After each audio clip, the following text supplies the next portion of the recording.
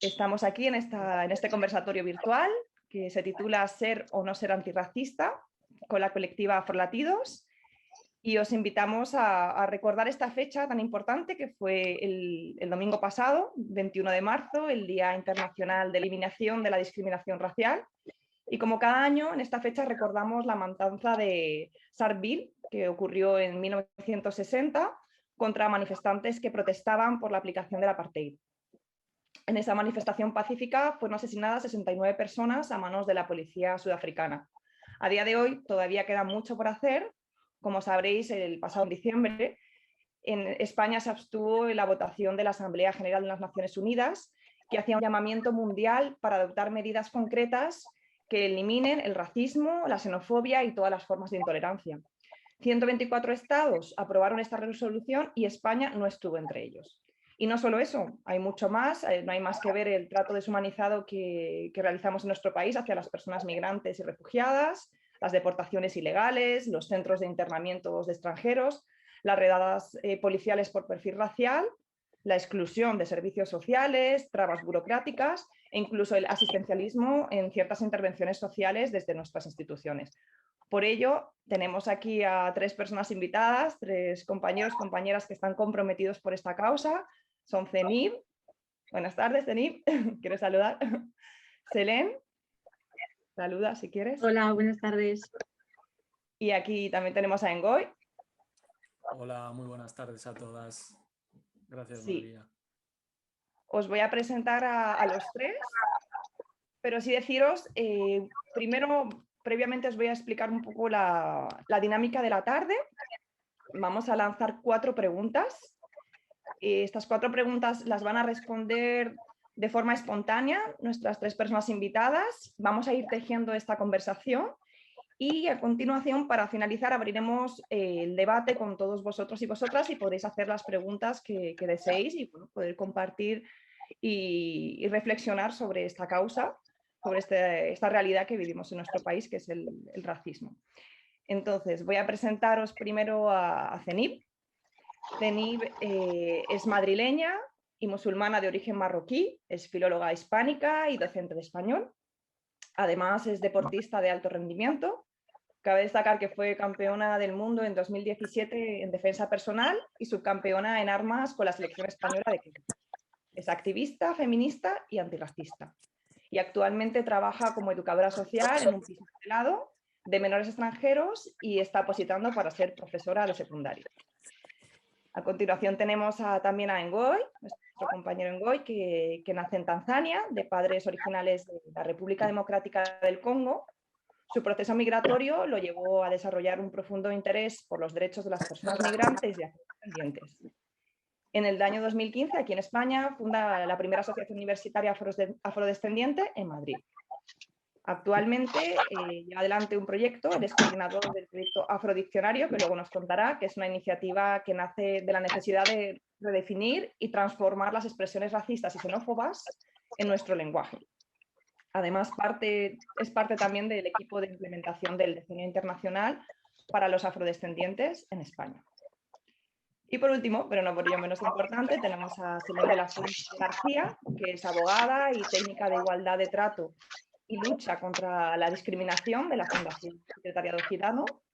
A través de la Fundación coordina el servicio de asistencia y orientación a las víctimas de discriminación racial o étnica, un organismo que es dependiente del Ministerio de Igualdad. También es profesora asociada de la asignatura Libertad de Conciencia, del grado de Derecho del Departamento de Derecho Público de la Universidad de León, donde se graduó. Actualmente está realizando la tesis doctoral con su tema de investigación, que son las libertades de información y expresión y el discurso de odio. ¿Cómo estamos? ¿Qué tal nuestras personas invitadas? Selén, Zenib, Ngoy. Bien, ¿queréis que empecemos ya? ¿Estáis listos, listas? Por supuesto. Pues bueno, Sí, vamos claro. a por la primera pregunta. Y como decía antes, tenéis aproximadamente 3 minutos para responder, como sintáis, y bueno, y vamos a ir avanzando, como decimos, tejiendo esta conversación entre todos y todas. La primera pregunta parte de un poco de vuestras experiencias más personales. porque ya sabemos que aquí en España vivimos en una sociedad multicultural y inclusiva, pero todavía hay personas que como que les cuesta, ¿no?, entender o no quieren entender esta realidad.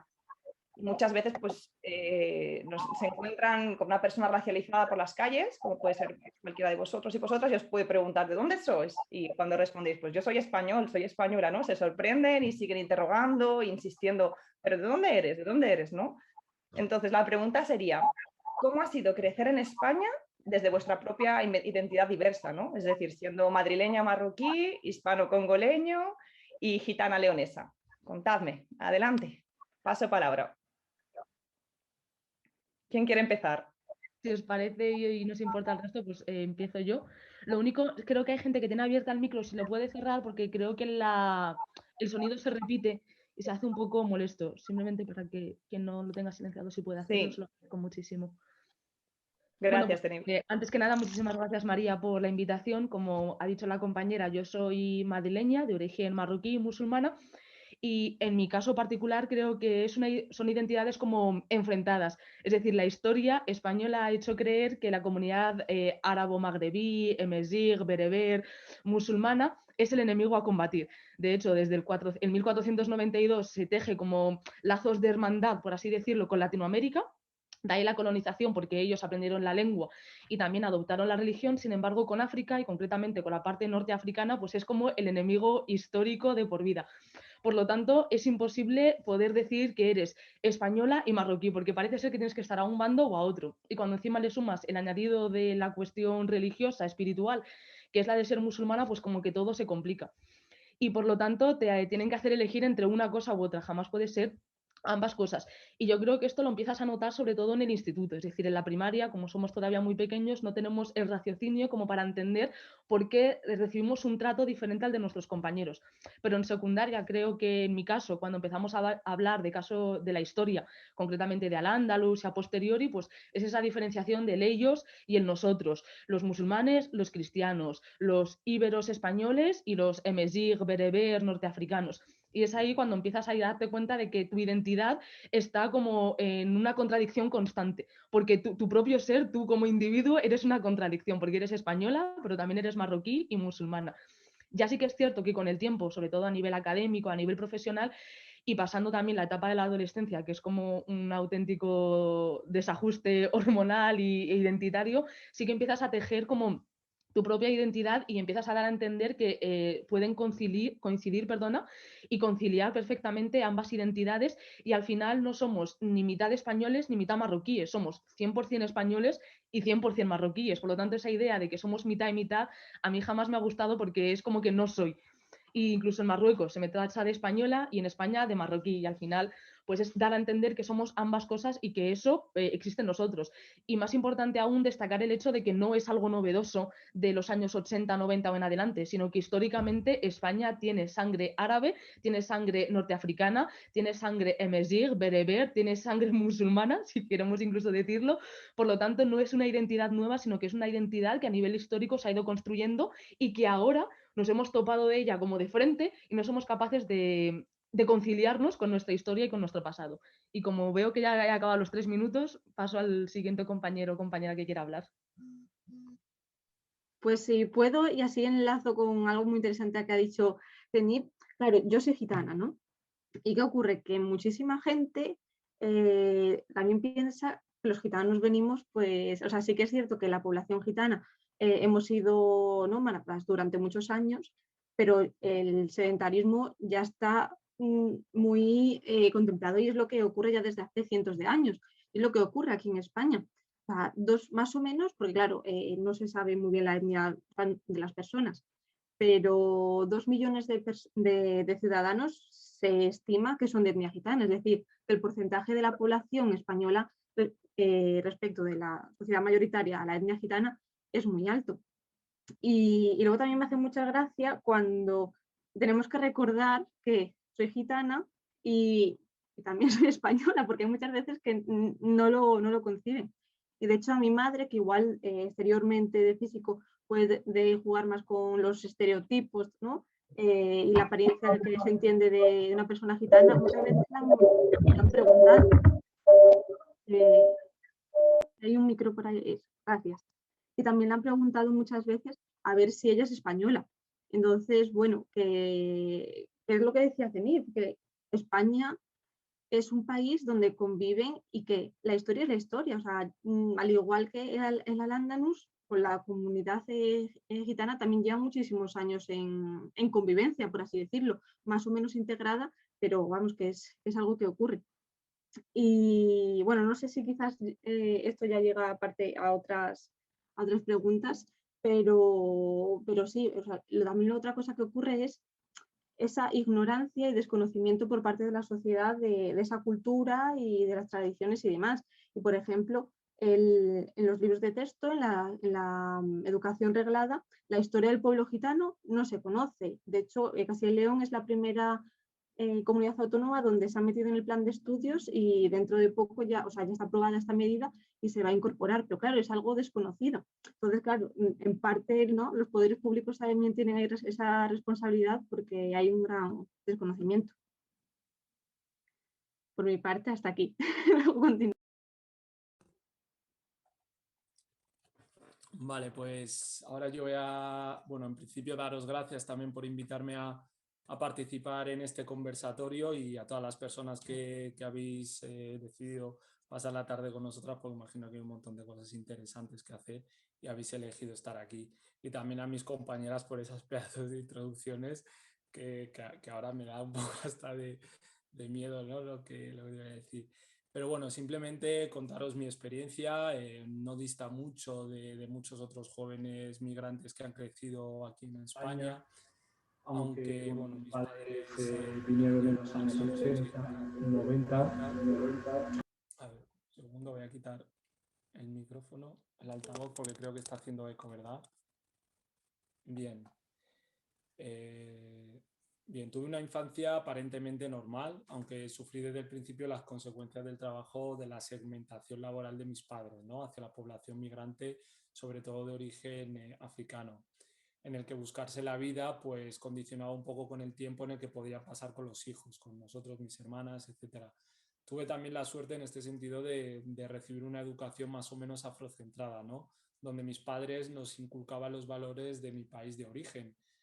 Como muchos otros niños migrantes, pues vivíamos realidades de diferentes culturas en un mismo día, representadas a través de los alimentos, de los valores, las tradiciones, las vestimentas, la música, el idioma, las religiones, es decir, una gran cantidad de categorías sociales que marcaban diferencias y esta diferencia la marcaba una puerta, es decir, dentro de casa, fuera de casa.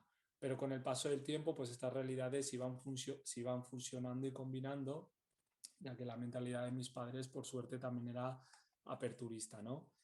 Mis primeras experiencias conscientes sobre el racismo social, porque aquí quiero hacer una diferencia entre el racismo social, cultural y el racismo estructural, fueron con mis primeras parejas, como había dicho la compañera al principio, ¿no? En una edad de adolescencia en la que tenemos las hormonas súper disparadas, pues al tener mis primeras parejas en este sentido, tenía una problemática siempre de poder acercarme a sus casas o a sus barrios por el mero hecho de ser negro, ¿no? También asimismo la elección de los propios grupos de amigos o el que se me rechazara poder estar en ciertos espacios, convirtiéndose en algunos espacios públicos en espacios privados para mí, ya que una de las estrategias más importantes del racismo en este sentido es cuando inocula en nuestro pensamiento el discurso de la inferioridad racial, ¿no? Y por lo tanto, nosotras, las personas que somos víctimas de ello, acabamos aceptando y creyéndonos esta realidad como si fuera una verdad y por lo tanto limitando nuestro desarrollo personal o nuestro desarrollo comunitario, ¿no? Luego, por otro lado, mi primera experiencia en la adolescencia también, con el racismo estructural, con 16 años pasé una etapa de estudios en Holanda y comprobé al cabo del tiempo que los estudios que se me recomendaban eran siempre estudios profesionales y manuales. No tengo ningún inconveniente sobre los trabajos o los estudios, todos son dignos, pero creo que han de corresponder y han de ser coherentes con lo que uno desea. viendo esto me di cuenta que era parte de que era un número, que formaba parte de una cadena de montaje. Es decir, empecé a ser consciente de mi rol social que vivía, ¿no? Y que había un sistema mucho más grande, perfectamente diseñado y coordinado para plantearme un futuro que yo ni siquiera conocía. Entonces decidí volver a España y ya siendo consciente de esto me di cuenta de que en España pasaba algo muy parecido, ¿no? Una segregación en las escuelas. Y luego, pues al tener un poquito más de contactos con otras personas que vivían en Europa, pues vi que volvía a ser lo mismo, ¿no? Estas segregaciones que al final acaban formando guetos, etcétera, ¿no? Entonces, un poquito más adulto, a los 23 años, ya fue cuando decidí tomar parte del movimiento antirracista y transformar la sociedad. ¿De qué manera? Organizándome, ¿no? Y fundando junto a otras compañeras la organización Kwanzaa que has mencionado al principio, María. Y esta fue mi experiencia más o menos así de vida, de juventud, en el que tomé conciencia de que podía ser parte del cambio, ¿no? Y a partir de ahí, pues hasta ahora. No sé si queréis complementar algo, veo que todos y todas hacemos así, ¿no? Como que nos sentimos identificados o empatizamos, ¿no? con vuestros testimonios, ¿no? Y yo destaco un poco la resiliencia, ¿no? Como en el caso, pues, como comentabas tú, Goy, con el tema de los estudios, por ejemplo, ¿no? Que pues son los aspectos, ¿no? Como tanto Selene como Zenit también han vivido esa experiencia, ¿no? Que han conseguido sacar una carrera adelante cuando nadie apostaba por ellas, ¿no? Probablemente, ¿no? No sé si queréis compartir algo en ese caso, yo porque os conozco y sé que esa experiencia, ¿no? Como que en el caso de Zenit, que ha llegado a ser profesora, ¿no? Adelante, sí, Zenit. De hecho, cuando estaba escuchando en Goy, es que era como recordar mi vida y la de muchas otras compañeras que hemos estado hablando de este tema, de cómo al final el sistema educativo intenta sacarnos precipitadamente o, como decía él, nos lleva por un camino de la formación profesional, que también fue en mi caso de peluquería, o la típica de, bueno, tú como eres mora y te vas a casar pronto, pues tampoco tiene mucho sentido que sigas estudiando. No sé si, imagino que con la comunidad gitana también pasará un poco de lo mismo. Y aunque es cierto que la formación profesional, al igual que cualquier otra formación, es una formación digna y cualquier trabajo es digno, sí que es cierto que no hacen una valoración de lo que es tu capacidad como estudiante, tu capacidad académica, sino simplemente el estereotipo que ellos ven y dónde tiene que encajar ese estereotipo, es decir, en qué cubículo encaja que tú seas mora, que tú seas negro, que tú seas gitana, que seas lo que seas.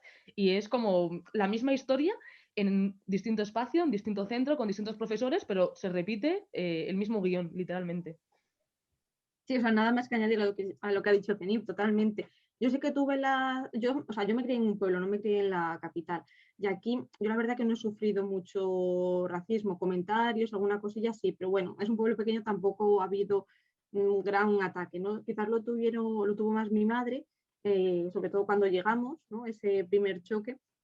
Pero en la fundación donde trabajo, que también hay un programa educativo y las compañeras de educación trabajan mano a mano con orientadores, profesores y demás, es que lo dicen, o sea, y que lo digan profesores, directores, que para qué van a seguir estudiando, si es que a ver, si cuando tengan 14 años los van a sacar de estudiar, o para qué, a ver, si es que con que sepan sumar y restar para el mercado, ya vale, entonces sí, o sea, es que es muy triste que es que son agentes claves, que es que son los educadores de todas esas personas que van a o sea, que forman parte de la sociedad y que el día de mañana van a tener voz, voto y más poder, y que, bueno, que se meta esa idea y pues es muy triste. Pero bueno, también nos tenemos que quedar con lo bueno, que al final pues tenemos casos, como en este caso somos nosotros, ¿no? Y que cada vez hay más personas que rompemos con esos estereotipos y los prejuicios que se tienen y eso, y demostramos que no es así. Estupendo, porque de ahí nos hemos adentrado ya en la segunda pregunta, pero bueno, podéis profundizar un poquito más, que es en qué medida pues, vuestros colectivos, el colectivo gitano, el colectivo árabe, marroquí, musulmán, el subsahariano, que de alguna manera vosotros representáis, con esa mixtura, con esa diversidad de la que hablábamos antes, se enfrentan al racismo. ¿Y cuál es vuestra respuesta? ¿De qué manera actuáis a través de vuestros proyectos, iniciativas, asociaciones? Adelante. Pues sí, y es que soy muy como profesora, siempre levanto la mano, ya es un tic. que bueno, hablando del caso de mi comunidad, que es la comunidad norteafricana, musulmana, es que es un compendio bastante complejo a la hora de nombrar. Creo que es importante mencionar dos factores que hay que destacar. La primera, que no tenemos un elemento común más allá a lo mejor del territorio, y ni siquiera eso, es decir, siempre existe como cierta diferenciación respecto a qué zona geográfica del norte de África eres, e incluso dentro del mismo territorio nacional, pongamos el caso de Marruecos, si eres de la zona del norte eres rifeño, si eres emesig, si eres del centro, si eres del sur, si eres saharaui, en fin, como todo el grupo étnico que engloba lo que es ser marroquí. Y luego también la cuestión religiosa tampoco es el mejor elemento de cohesión para crear comunidad per se. Y ese creo que es uno de los principales factores por los que la comunidad marroquí no está muy presente a nivel activismo.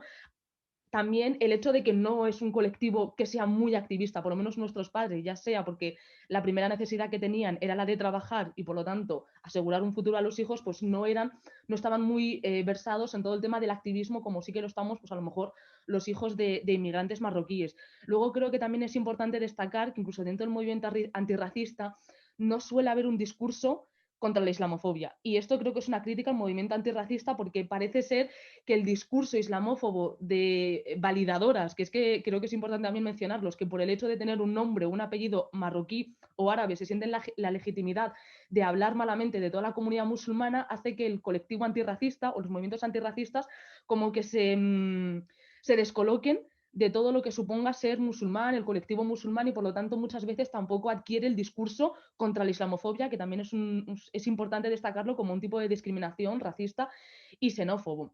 Sí que es cierto que, de hecho, estoy viendo aquí a dos compañeras, a Fatema Sarkawi y Zumuri, que las nuevas generaciones estamos generando como los próximos movimientos a través de asociaciones como la que estamos generando entre nosotras. En nuestro caso es sobre los márgenes y es la importancia de rescatar todos los referentes que tenemos dentro de nuestra propia comunidad y que sirvan como una especie de guía, hermano mayor, que sería la mentoría a todas las próximas generaciones de chicos, hijos de inmigrantes marroquíes, hayan nacido o crecido en España. Y yo creo que esas son como una de las iniciativas que son necesarias destacar, porque aunque inicialmente solamente es un trabajo de mentoría, eso engloba como un conocimiento cultural, histórico, religioso, una creación de comunidad, el ver referentes para que seas capaz de entender que tú también puedes llegar a cierto nivel académico, a cierta formación, a ciertos puestos de trabajo y obviamente desde unas buenas prácticas, desde una buena práctica deportiva, literaria, artística, metemos freestyle, metemos escritura, metemos todo tipo de arte y de cultura. Y yo creo que es necesario generar como esos espacios que son seguros, en las que hay personas que pueden entender lo que supone crecer con una familia marroquí, musulmana, el contexto europeo, español, el querer ser y no poder, en fin, todo lo que supone ser adolescente y todas las contradicciones que parece que a veces versan en nosotros. Y ese es como, por ejemplo, un buen ejemplo, de hecho, de lo que creo que sería crear comunidad y crear asociaciones que no solamente sirven para los que ya estamos formados, que es lo que suele ocurrir muchas veces, asociaciones que vienen a chicos que ya estamos formados y asentados, en lugar de ir a los que todavía están en esa fase que es crítica para poder seguir desarrollándose a nivel académico y personal buenamente, como personas plenas y obviamente que no acaben pues abandonando los estudios, ya sea porque crean que no tienen capacidades o porque los propios profesores les acaban invitando a marcharse.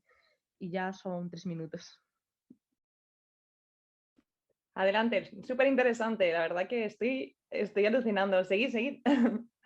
Bueno, nada, yo quería añadir que lo mismo, desde la fundación donde trabajo también se hace ese tipo de acciones que dice Denir que son muy importantes, que es dar a conocer a las familias que existen otras opciones que las que tradicionalmente se han llevado a cabo o que la sociedad te impone. Y luego, aparte de esto, a mí me gustaría añadir que, claro, esto muy poca gente lo conoce y es que es así. A ver, desde Europa existe una normativa, una directiva, la 2043, por si queréis echarle un ojo, que ordena, o sea, es una orden que establece que todos los Estados miembros de la Unión Europea deben de tener un organismo independiente que luche contra la discriminación por motivos étnicos y raciales. O sea, tienen la obligación. Es decir, que la palabra, ¿no? La frase que hoy no reúne aquí, ser racista o ser antirracista, no, es que tenemos la obligación de no serlo y tomar medidas a favor de ello. Y además lo tiene que hacer el gobierno y los poderes. Y bueno, dentro de mi programa lo que hacemos es eso, una detección de todos los casos de discriminación, lo que digo, por motivos étnicos o por motivos raciales, y dar lo que es un apoyo a ellos, tanto a nivel, pues, lo más asistencial, que puede ser para las víctimas, como interlocución con el agente discriminador, cartas, medidas extrajudiciales o hasta un litigio estratégico, ya lo que se envía en vía judicial. También lo que es la incidencia política, relación con medios de comunicación, porque al final es un trabajo de toda la sociedad. Y con esto, también muy importante, que nosotros intentamos sensibilizar tanto a la sociedad mayoritaria como en este caso a la comunidad gitana y que podría también extenderse al resto de minorías. Y es que lo que ocurre, hay trabajo por las dos partes, porque sí, la sociedad mayoritaria tiene que darse cuenta que no puede discriminar, pero es que nosotros también nos tenemos que dar cuenta de que tenemos que defender nuestros derechos, conocer qué vías, qué herramientas, pues eso, qué mecanismos de defensa hay, qué cosas tenemos que permitir y cuáles no. Y eso, lo que digo, es un trabajo muy importante porque además la discriminación se da en muchísimas esferas. Se da en vivienda, en empleo, en educación. Yo es que estoy harta de problemas a la hora de alquilar un piso. Y es que además, curiosamente, me pasó brevemente. Tenemos un participante gitano que quería alquilar una casa y dijo, bueno, voy a mandar a mi suegro, que es portugués, que como yo soy gitano no me la van a alquilar. Pues sorprendentemente a su suegro portugués tampoco se lo quisieron alquilar. Y eso que en España, ¿no? Es un país cercano y país amigo y tampoco. Entonces, claro, es un problema que asiste a toda la sociedad y en todos los ámbitos. Qué bueno. Pues yo en este sentido también lo que, para añadir un poco a lo que han comentado las compañeras, creo que los colectivos racializados enfrentamos esta situación de dos maneras. Por un lado, aceptando y normalizando, y por otro lado, con la intención de transformar, ¿no?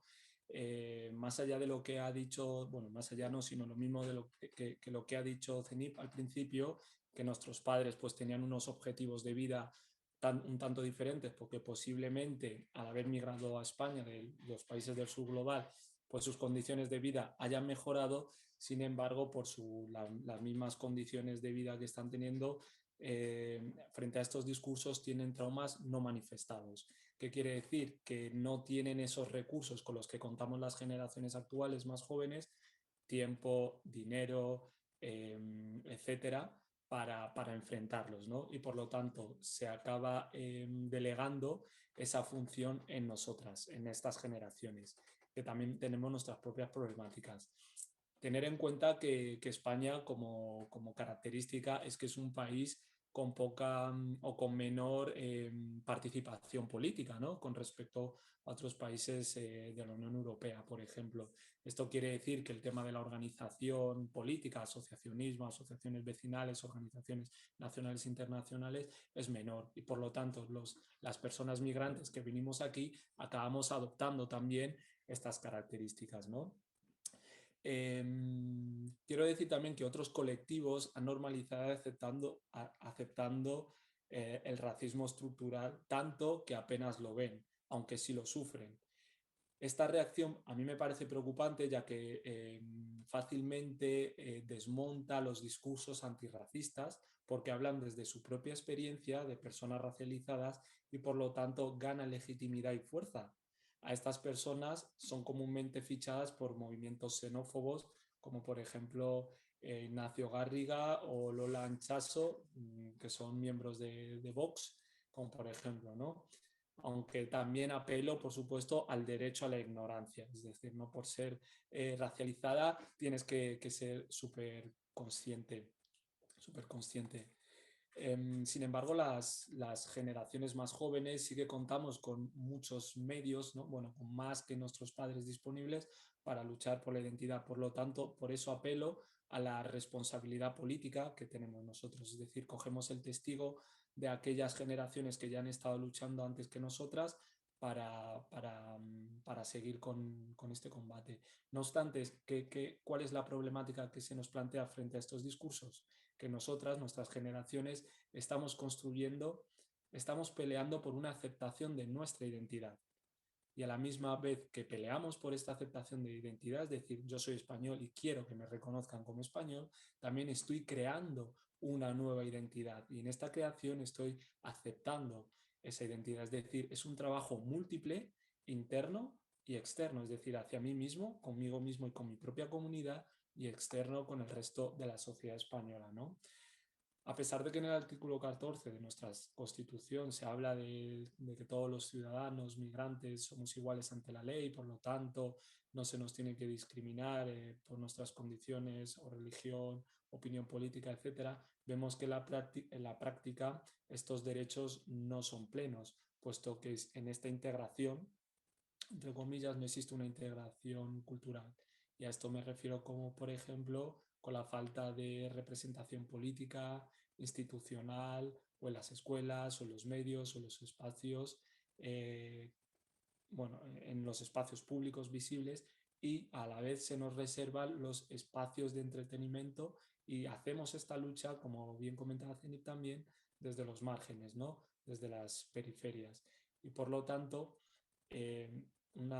debemos llevar a cabo una lucha radical, entre comillas, puesto que estos espacios, en vez de que vemos que no se nos ceden, debemos de conquistarlos, ¿no? Debemos de conquistarlos, sobre todo cuando también se nos invita, como uno de los ejemplos, a las personas racializadas a hablar de racismo y discriminación, cuando yo soy politólogo y el resto de las compañeras tienen su formación, y se me podría invitar para hablar sobre la crisis política entre España y Cataluña, o para hablar sobre el cambio climático, cómo nos afecta a las sociedades, a las ciudades, etcétera, ¿no? Y cuando se hace sobre estos temas que acabo de mencionar, que es raro, siempre se hace desde una clave de discriminación. Entonces, sin querer, también se pueden hacer se pueden estar llevando a cabo acciones que nos siguen manteniendo en esa periferia, ¿no? Y por ello decía lo de debemos conquistar estos espacios con radicalidad, como ya se está haciendo, tomar las calles para conseguir la igualdad, ¿no? Por ello apelo a la responsabilidad y a estos privilegios que tenemos algunas personas y que podemos poner al servicio de los demás.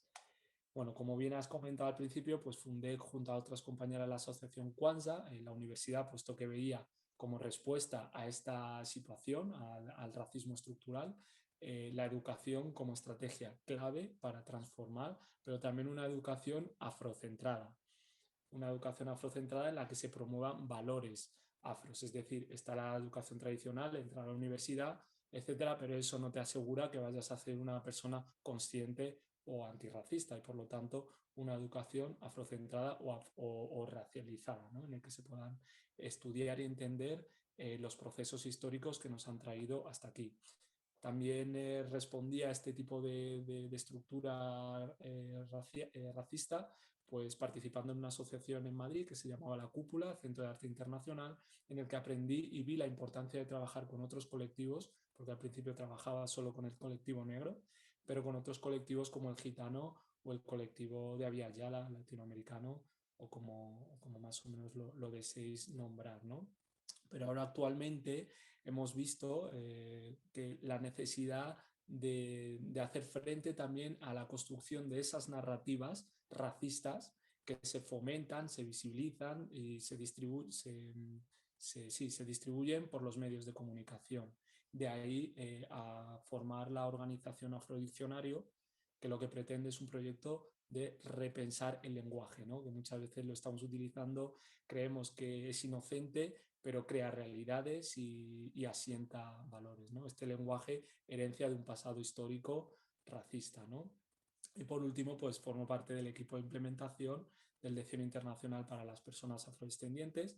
Para quienes no conocéis lo que es el decenio, es una etapa, un proceso temporal de 10 años que marcó Naciones Unidas, que va de 2014 a 2015, perdonar, a 2024, en el que todos los estados miembros de las Naciones Unidas, los 184 estados, 153, perdón, bueno, no recuerdo exactamente el número, 193 estados, deben implementar lo que es el decenio. De hecho, lo que has mencionado antes, María, al principio, sobre la abstención de España en la Asamblea General para votar contra el racismo y la glorificación del nazismo, donde España se abstuvo, pues fue el equipo de implementación del que formó parte quien llevó a cabo esta campaña, ¿no?, para denunciar este tipo de actos. Y por lo tanto, contestando a la pregunta, pues estas son las maneras en las que hemos decidido, bueno, yo y otras personas de mi entorno, hacer resistencia contra estos discursos xenófobos, ¿no? Pero teniendo en cuenta también que hay otras generaciones que lo viven de una forma diferente, ¿no? Y por lo tanto, la necesidad de que haya constantemente un diálogo intergeneracional entre mi generación, la generación más mayor y las generaciones más jóvenes, que vienen también con mucha fuerza. Me parecen súper interesantes y yo creo que darían para poder explorar. No sé si podéis dejar luego en el chat los links a todos los colectivos, iniciativas las que estáis implicados e implicadas, para que sigamos investigando, porque creo que son súper potentes. Nos habéis contado brevemente, podríamos dedicarle otra charla, así que por lo menos para poder seguir explorando, dejarnos los enlaces. Y bueno, vamos a por la tercera pregunta, que ya también hemos hablado un poquito, que es el tema de los referentes, la importancia de tener personas que representen a las diferentes comunidades, colectivos que viven y conviven aquí en España. Entonces me gustaría saber quiénes son esas personas que os inspiran, que os impulsan a estar comprometidos, comprometidas con la eliminación de la discriminación racial. ¿Quiénes son esas personas? Eren, Zenib, me encanta Zenib con el cole. Contadnos ahí para que sigamos explorando quiénes os han inspirado en este camino. Bueno, por seguir la misma línea de orden, pues voy a empezar otra vez yo. Bueno, ya lo he mencionado previamente, pero creo que para mí una de las personas, uno de los mayores referentes que he tenido en mi vida, obviamente son mis padres. Porque igual que hablábamos de cómo ellos no han podido generar o tejer esas redes asociativas para poder erradicar el racismo, a lo mejor estaban más versados en otras luchas. Sí que es cierto que todo el desarrollo que han tenido ellos, tanto a nivel profesional como todas las discriminaciones que han sufrido, son como un aliciente más para que tú digas que no puedas desaprovechar las oportunidades que se te brindan, ya sea a nivel académico, deportivo, profesional, cualquier tipo de desarrollo. Y obviamente el ver, como decía también Goy, que a lo mejor no tienen las herramientas, las competencias, las habilidades, la lingüística, conocimiento de la legislación, como para que ellos puedan defenderse. Y obviamente creo que al final a todos nos tira la sangre. Es decir, que alguien me insulte a mí e incluso me agreda a mí me puede doler, pero que se lo hagan a mi padre, a mi madre, a mi hermano, me duele el doble o el triple que me lo hiciesen a mí. Por lo tanto, creo que esos son los mayores referentes. Y sí que es cierto que en mi caso, en mi infancia, no tuve referentes potentes, porque no conocía bien ni mi historia, ni mi cultura, ni mi religión, y tampoco en ese momento teníamos actores, políticos, modelos, pero sí que es cierto que a medida que he ido creciendo me he rodeado de gente que para mí son mis referentes. Es decir, todas mis compañeras con las que he ido trabajando, con las que he tenido conversaciones en privado o por público. Puedo mencionar a Mil, o sea, a Miriam Hatibi, a Aramia, a Fatema Zumori, Borhem, Sarkawi, o sea, todas ellas realmente, que además están justo aquí, para mí son referentes porque todas ellas me aportan cosas en distintos niveles, ya sea la calma, la serenidad, ya sea la fuerza, ya sea otros puntos de mira. O sea, la verdad es que a día de hoy me siento realmente agradecida por toda la gente, por lo menos en mi colectivo, que se está desarrollando en el movimiento activista, antirracista y contra la islamofobia, porque creo que entre todas estamos tejiendo como una visión, primero, muy diferente a lo que se tiene en mente respecto a las comunidades marroquíes, musulmanas, muy joven y de hecho muy reivindicativa. Es decir, creo que somos de las generaciones más críticas, tanto a nivel intracomunitario como a nivel social de lo que es España. Y yo espero que el día que yo tenga hijos y nietos puedan ver a mis compañeras y a otras musas que vendrán más adelante y tengan todos esos referentes y puedan ver que pueden ser modelos, actores, escritores, poetas, politólogos, políticos, en fin, toda una amalgama de profesiones y de desarrollos profesionales muy amplio donde ellos puedan escoger y no se vean como yo sin ningún referente real al que poder agarrarme más allá que el de mis padres. Me parece que todo lo que dice Zenir se lo copio, ¿no? Pero es que coincido plenamente mucho de lo que dice. O sea, personalmente también creo que sin duda mis padres me han dado una lección, o sea, muy importante. Mi madre sí que es gitana, pero mi padre no lo es. Y es que además me gustaría recalcar que mi madre, al casarse con una persona que no es gitana, dentro de la propia comunidad, esto que era hace 25 años, fue un choque impresionante, y más sobre todo si era la mujer quien se casaba con una persona que no era gitana, ¿no? Y claro, mi madre tuvo que luchar mucho contra su familia, por triste que se diga, y vamos, ya te digo, con la sociedad. Entonces, ambos han luchado mucho para conseguir una integración, porque, claro, al final mi madre salió de su círculo de confort, por así decirlo, y tuvo que adaptarse a unas nuevas culturas, a unas nuevas tradiciones de una familia vamos, que no era la suya, y luego respecto al resto de la sociedad. Y ellos, bueno, y toda mi familia, estamos plenamente integrados, y quiero decir que cuando llegamos, lo que decía, ¿no? Cuando llegamos al pueblo, pues al final fue un choque, ¿no? Un pueblo pequeñito, estos gitanos verán la que nos van a liar aquí, y bueno, pues eso, espíritu de superación. Y luego profesionalmente no he tenido a nadie. Yo vengo de una familia muy humilde, que además tanto mi padre como mi madre se dedicaban a la venta ambulante. Y bueno, esto quiero decir que, o sea, que no hace falta ser, por ejemplo, yo que he estudiado Derecho, ser hija de abogados, ser hija de jueces para poderte sacar la carrera, ejercer y conocer de ello, vamos, que no es necesario.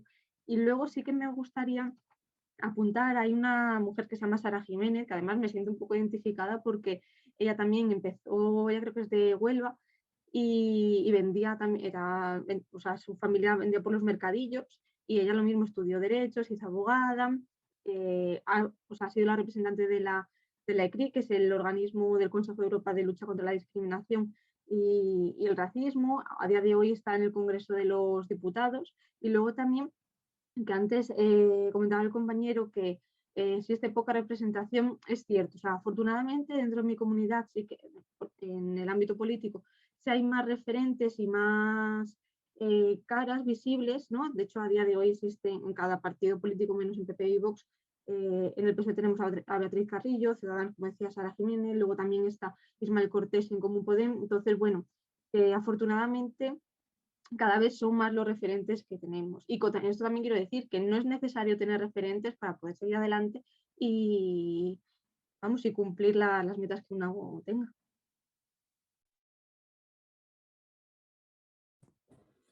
Qué bueno las respuestas de mis compañeras, porque admiro mucho a la gente que tiene como referente a gente de su entorno cercano, ¿no? Que es lo mismo que me pasa a mí, con el ejemplo que acaba de poner Selene de su madre, y tomar la decisión de casarse con una persona no gitana, pues me parece revolucionario.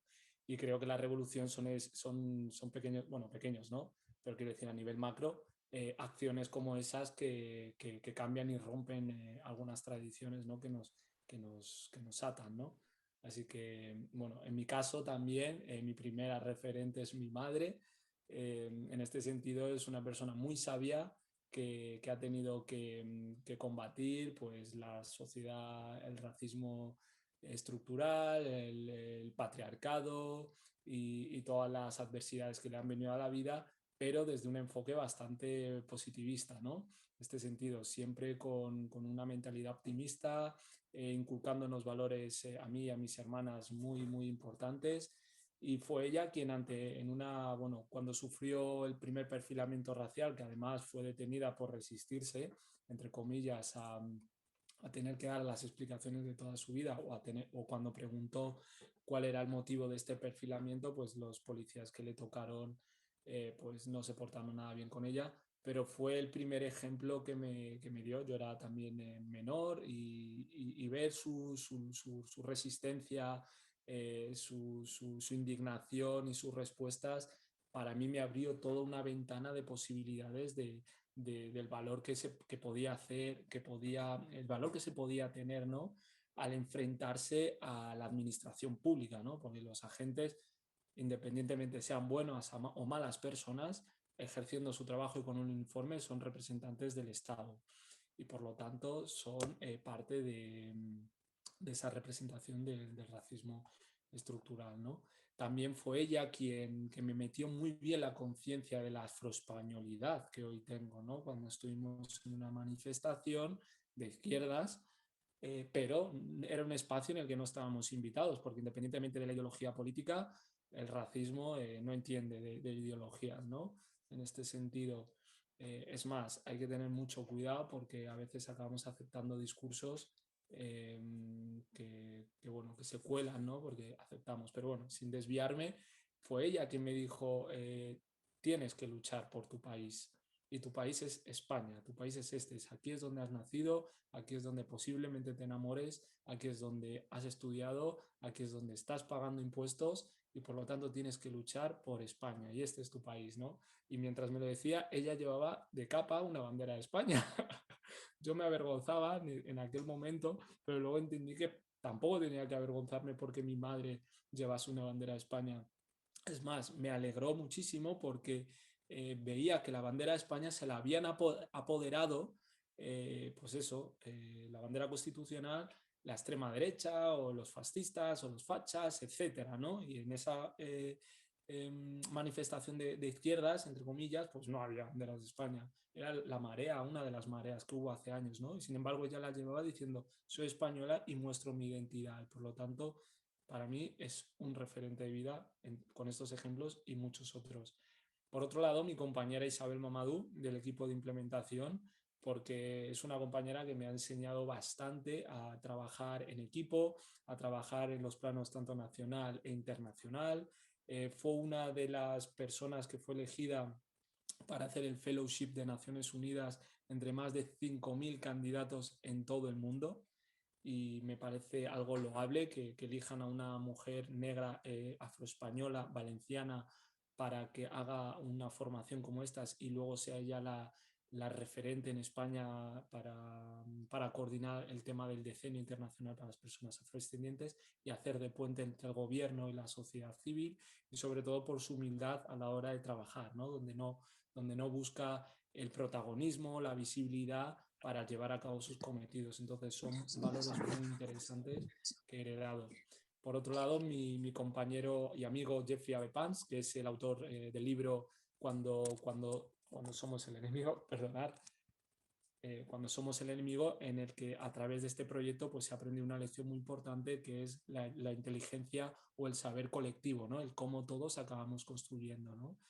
En este sentido. Y por último, la eurodiputada Cecil Kyenge, que es paisana mía, es congoleña, pero crecida en Italia. Fue la primera ministra negra, ministra de Justicia de Europa, una mujer de nuevo, dando un golpe en la mesa y después fue eurodiputada en el Parlamento Europeo, ¿no? Entonces, su vida es bastante interesante, os invito a investigar sobre ella y sobre las personas que he dicho, sobre todo porque la pareja que tenía como marido de la misma ideología política se acabó cambiando a la oposición política y bueno, es bastante interesante. Cuando la conocí, pues uno de los mensajes que me dio fue vuelve a España y reúne a un equipo de mujeres poderosas para venir a trabajar al Parlamento Europeo, ¿no? Y por lo tanto, con esto quiere decir que hay muchos otros referentes, Malcolm X, Thomas Sankara, Shata Thakur, Angela Davis, etcétera, pero también valorar a esos referentes que tenemos cerca en nuestro entorno para aprender, para preguntarles, para tener conversaciones, apoyarnos en ellas y ellos, como han dicho las compañeras que son sus padres, ¿no? Y otras personas. En ese sentido, estas son. Bueno, yo creo que estamos aquí abriendo un melón con un montón de información que tenemos revolucionado a nuestras personas aquí asistentes que están pidiendo bibliografía. Os voy a hacer trabajar y compartir toda esa información porque, bueno, y qué bonito, ¿no? Que empiece desde la familia y desde ahí reconocer a esos compañeros y, bueno, vosotros mismos, vosotras ya os estáis convirtiendo en referentes tanto en vuestra comunidad como en esta España pluriétnica, multicultural. Y vamos a adentrarnos con la última pregunta y ya luego ya daremos paso a las preguntas del público. La última pregunta habla sobre, bueno, nosotros partiendo de nuestra experiencia de afrolatidos, que somos personas diversas como vosotros y vosotras, y de diferentes orígenes, como decía antes, religiones, culturales, de diversidad sexual, funcional, pero lo que nos mueve es ese trabajo colectivo, ese trabajo comunitario, ¿no? Uniendo, tejiendo redes. Entonces la pregunta sería, si creéis para luchar contra el racismo institucional y todas sus vertientes, ¿Creéis que es necesario trabajar de manera coordinada, de manera conjunta? Esa es la primera pregunta. Y la segunda sería, ¿cuál sería el papel de las personas blancas, las personas no racializadas, las aliadas en este sentido? Adelante. Podéis cambiar el orden, ¿eh? Si alguien quiere empezar, como queráis, ¿eh? Adelante. Yo creo que, por supuesto, que el trabajo tiene que ser conjunto. Vamos, o sea, no cabe duda, porque al final esto es una cadena. Si uno de las piezas no trabaja a favor de ello, o sea, mueve y trastoca el resto. Y luego aquí un poco lo que decía antes, que es que, vamos a ver, que es que el racismo no puede ser una manifestación de una convicción personal. Hay mucha gente que se ampara en que, bueno, yo no quiero a los gitanos, no quiero a los negros, porque no, mira, porque no. Pero es mi opinión, ¿eh? Tienes que respetarlo. No, es que no podemos respetar eso porque al final es un lastre para la sociedad. Y realmente el trabajo tiene que ser conjunto desde arriba. O sea, desde las órdenes que nos llegan de los poderes públicos, tanto haciendo políticas, controlando a todas las administraciones públicas, que exista, como lo que decía, servicios que, o sea, que pongan un organismo que luche y trabaje de una forma efectiva, una normativa para poder combatir esta discriminación, pero luego también el tema de la educación, por supuesto, que de hecho tiene que ser previa a tomar todas esas medidas coercitivas que serían como la segunda fase cuando la educación no ha tenido su fin y sus frutos. O sea, yo creo que es un trabajo de toda la sociedad, tanto lo que digo, agentes clave, poderes públicos y ciudadanos. Y al final, claro, aquí con esto me respondo a la segunda pregunta, ¿no? La típica persona blanca tiene que trabajar en consonancia para esto. Y claro, dirá, bueno, ¿y qué gano yo? O sea, ¿para qué? Si yo ya estoy plenamente integrado, yo no tengo ningún problema. Porque es que al final es un respeto para todas las personas y o sea, vivir en una sociedad intercultural, eso da riqueza. Y al final la riqueza cultural también es uno de los principios democráticos, porque puede decir una persona blanca, no, esto es España, a mí que no me entre nadie, la Constitución ya, pero es que la Constitución te dice que debes respetar que la cultura es riqueza, que son poderes, que son principios democráticos y que son valores que debemos respetar. Entonces, bueno, resumiendo un poco, por supuesto, en consonancia y todos juntos hacia un mismo fin. Bueno, obviamente muy de acuerdo con lo que dice Selene. Creo que al final todas las comunidades migrantes tenemos, o sea, muchas de las realidades que vivimos son similares. Es decir, cuando hablamos de educación, de acceso al empleo, a la vivienda, de sanidad, vivimos realidades muy similares. Por lo tanto, ahí sí que es cierto que hace falta cierto de trabajo y de tejer redes dentro de las propias comunidades migrantes y racializadas, sobre todo para las cosas que nos afectan como migrantes o racializados, indistintamente de que seamos gitanos, negros, moros, musulmanes, pakistaníes, o sea, eso es indiferente. Luego sí que es cierto que hay realidades que nos atraviesan, que a lo mejor cada comunidad tiene que trabajar y es necesario que el resto de comunidades migrantes y racializadas también les apoyen en ella. Es decir, cuando nosotros hablamos de la implementación de una educación, por ejemplo, islámica o el respeto al que una mujer musulmana pueda llevar el velo en el trabajo o en la escuela, no tiene que ser un discurso únicamente de las comunidades marroquíes, musulmanes o norafricanas, tiene que ser un discurso de todas las comunidades migrantes y racializadas y que por lo tanto esto se defienda y no se vea como un ataque a lo que es la sociedad europea occidental. Por lo tanto, sí que es cierto que es necesario un poco de cohesión, que a veces sí que nos falta y como que tendemos muy a mirar a nuestra propia comunidad y a luchar por las reivindicaciones de nuestra propia comunidad, pero en muchos casos olvidamos que nos atraviesan otras muchas, porque si bien antes Ngoy hablaba de que solamente nos llaman para hablar de racismo, al final no dejamos de ser politólogos, biólogos, economistas, profesores y nos atraviesan otras muchas realidades, aparte de la profesional, como es el de ser clase obrera, el de ser mujeres, el de, en fin, nuestra orientación sexual. Hay otras muchas realidades que nos atraviesan más allá de la cuestión racial. Creo que con respecto al papel que tienen las personas blancas, yo a estas alturas simplemente espero que se deconstruyan.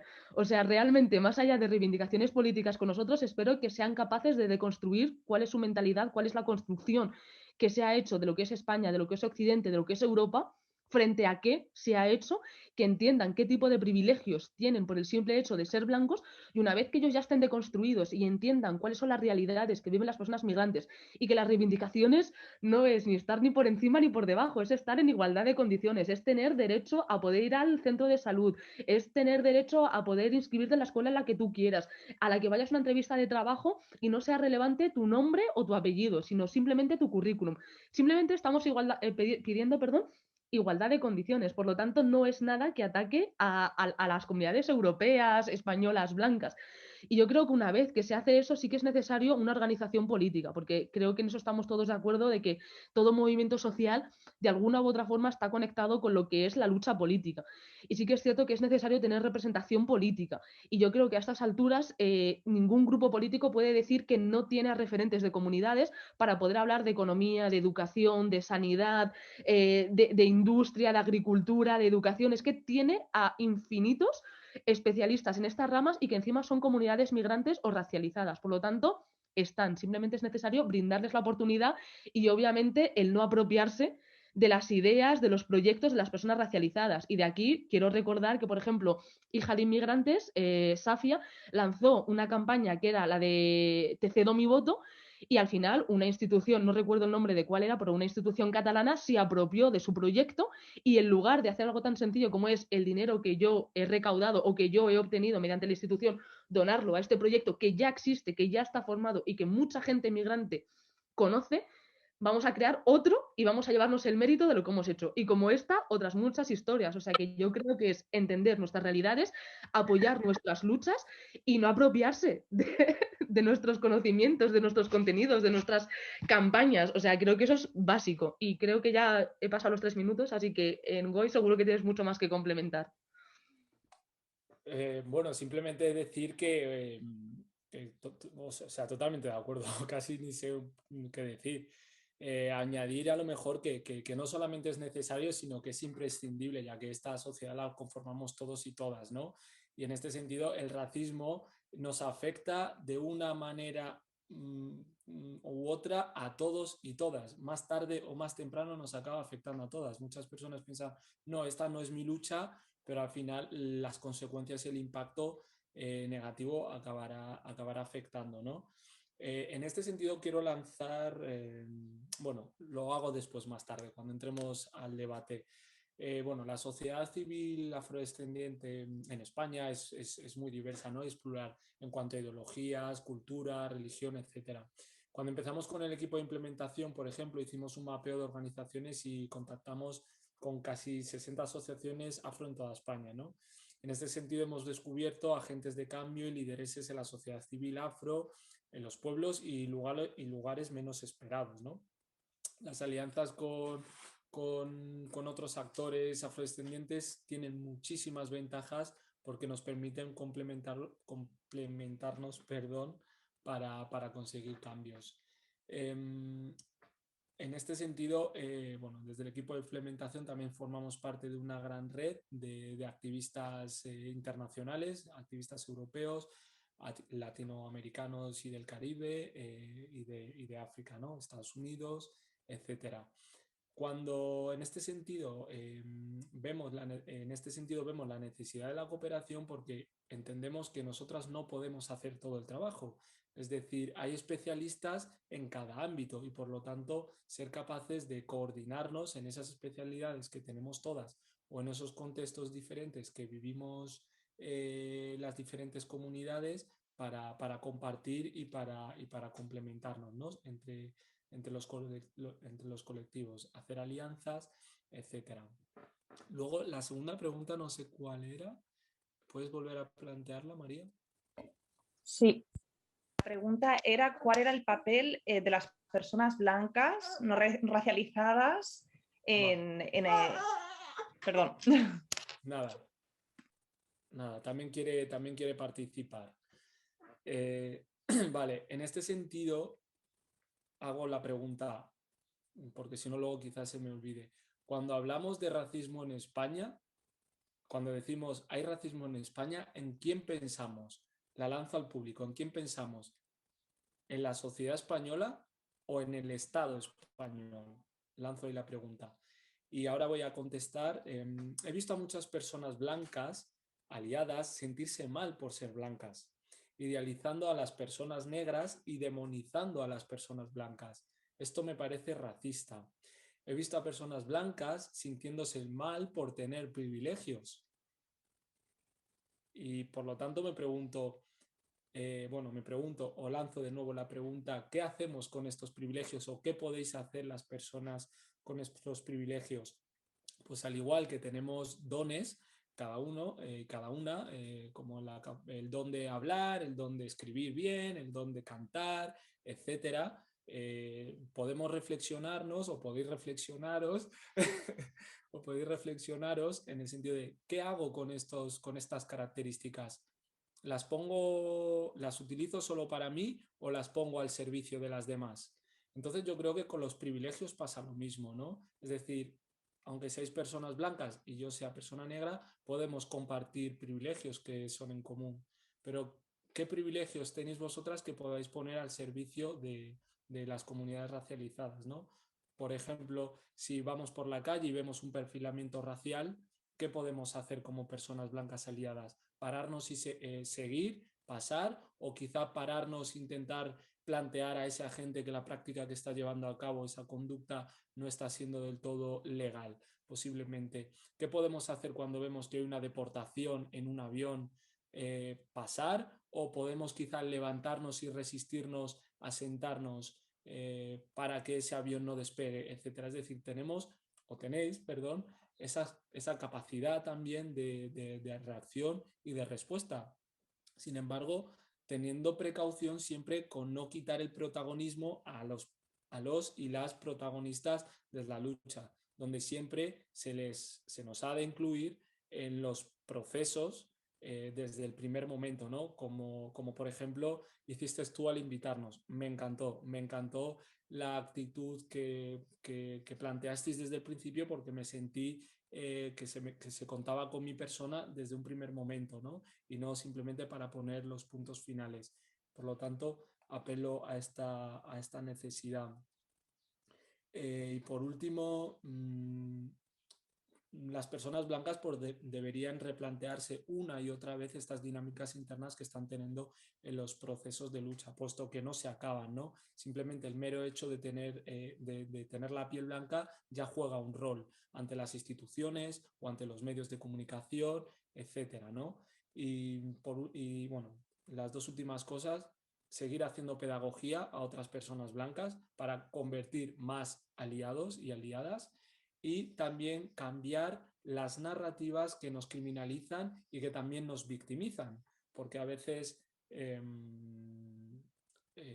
cuando se habla en clave de racismo o antirracismo, el discurso de las personas racializadas como sufridoras, ¿no? O no solamente personas aliadas, sino organizaciones sin ánimo de lucro, en el que se nos dibuja constantemente como personas pobres, personas enfermas, personas maltratadas, personas que sin querer siguen fomentando y siguen perpetuando ese imaginario social que hay sobre las personas racializadas, que ya tenemos la propia opresión de la historia de los últimos 500 años, por ejemplo, como para ahora mismo a esas personas blancas que son aliadas sin querer seguir azuzando esa llama a veces del imaginario colectivo que se tiene sobre las personas racializadas, ¿no? Entonces yo creo que esto es un deber común de todas las personas, y en el que por supuesto tenemos que tener la responsabilidad y la paciencia de ir haciendo pedagogía, ¿no? Como decía Zanif al principio.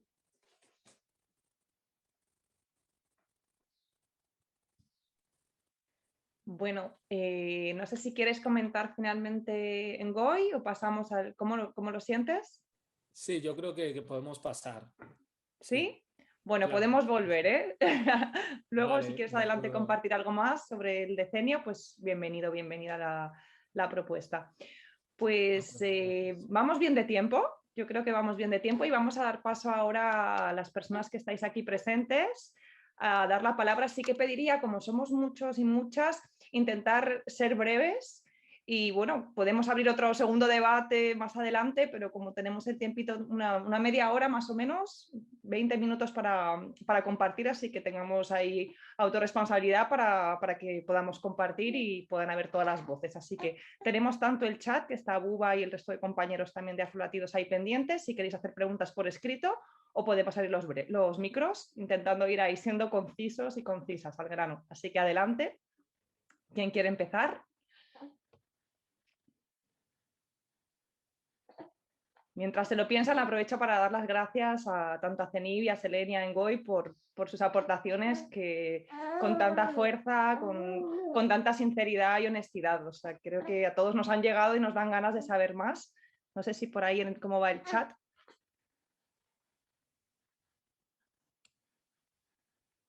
Creo que los habéis dejado sin palabras a todos y a todas. No sé si puedo decir algo, es que intentaba Adelante, levantar Fátima, la sí, adelante. aquí pero no sé cómo levantarla, entonces pues bueno, ya abro y ya está. Que nada, que muchas gracias a las participantes, ha estado súper guay esta conversación, especialmente porque para mí personalmente a veces no suelo participar como en charlas donde haya tanta diversidad, por así decirlo, ¿no? Entonces me ha ayudado también a conocer la experiencia de las personas gitanas, que es al menos la parte con la que pues, menos contacto he tenido, entonces me ha ayudado también a crecer en ese sentido. Y también como varias cuestiones que se me planteaban a medida que escuchaba todo este tema de ser antirracista o no.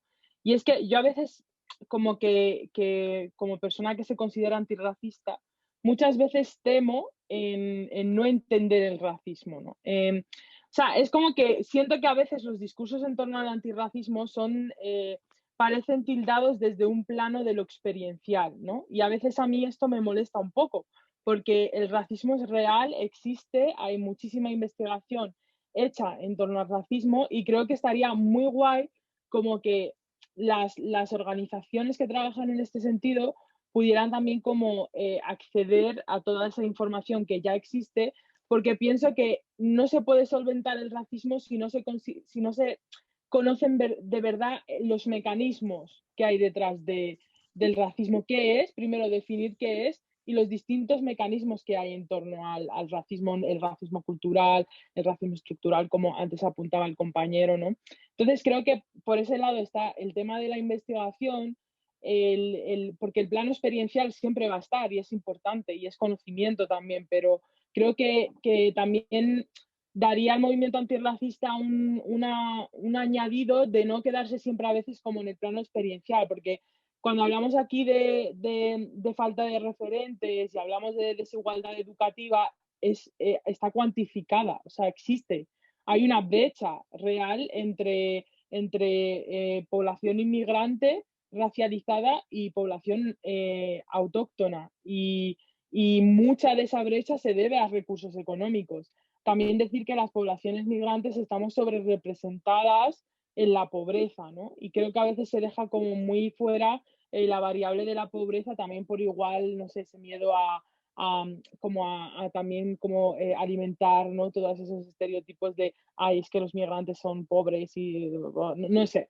Pero que entiendo que también es importante hablar de clase social, que al final pues también es algo que nos cruza. Y luego respecto a la última pregunta también, que bueno, no quiero hablar mucho, pero respecto a la última pregunta también, respecto al papel de las personas blancas, yo llevo observando que o sea, tampoco quiero aquí generalizar, pero a nivel personas blancas como representantes de organizaciones, instituciones, yo no veo realmente un compromiso con el antirracismo, lo veo en personas blancas a nivel individual, incluso, bueno, pues algunos colectivos de personas, pero no lo veo a nivel de instituciones. De hecho, creo personalmente que hay una instrumentalización de la lucha antirracista porque es algo que está de moda, es algo que está en la agenda política y en la agenda pública, y cuando vas a ver quién se está llevando la financiación, quién se está llevando las subvenciones, son organizaciones formadas mayoritariamente por personas blancas que dicen que sí, que luchan en la línea del antirracismo,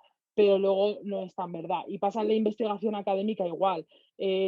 Todos los proyectos que se están haciendo ahora en torno... Yo trabajo en un proyecto sobre discriminación racial y étnica en el mercado laboral, y mi jefe es una persona blanca que niega muchas veces que las desigualdades puedan venir de la discriminación. Entonces te quiero decir que es incluso que llega un punto que es como bueno, ¿qué está dando dinero ahora yo como investigador? ¿Qué me está dando dinero? ¿Hablar de etnicidad? Venga.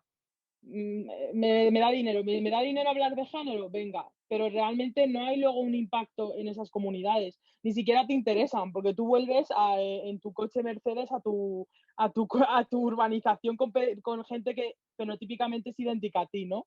Entonces creo que también como que realmente si las instituciones quieren apoyar la lucha antirracista, que apoyen a las personas que están ahí en los márgenes, que las ayuden a generar esas estructuras, que les faciliten los procedimientos para montar una asociación, ¿no? Porque montar una asociación es un calvario muchas veces y no todo el mundo tiene los recursos para cumplimentar todos los trámites, etcétera. Facilitar la financiación, pero no, al final yo veo que es un poco, pues eso, bueno, sí, está de moda ser antirracista, pues tiene dinero, pues me monto al carro y ya está, ¿no? Entonces, bueno, esa es como mi posición, no tenéis por qué compartirla. Pero a veces me siento así, ¿no? Como un poco exasperada, ¿no? A nivel institucional yo no veo que haya un compromiso, veo que hay una instrumentalización. Y eso es todo, lo siento, creo que he hablado más de 4 o 3 minutos, pero bueno.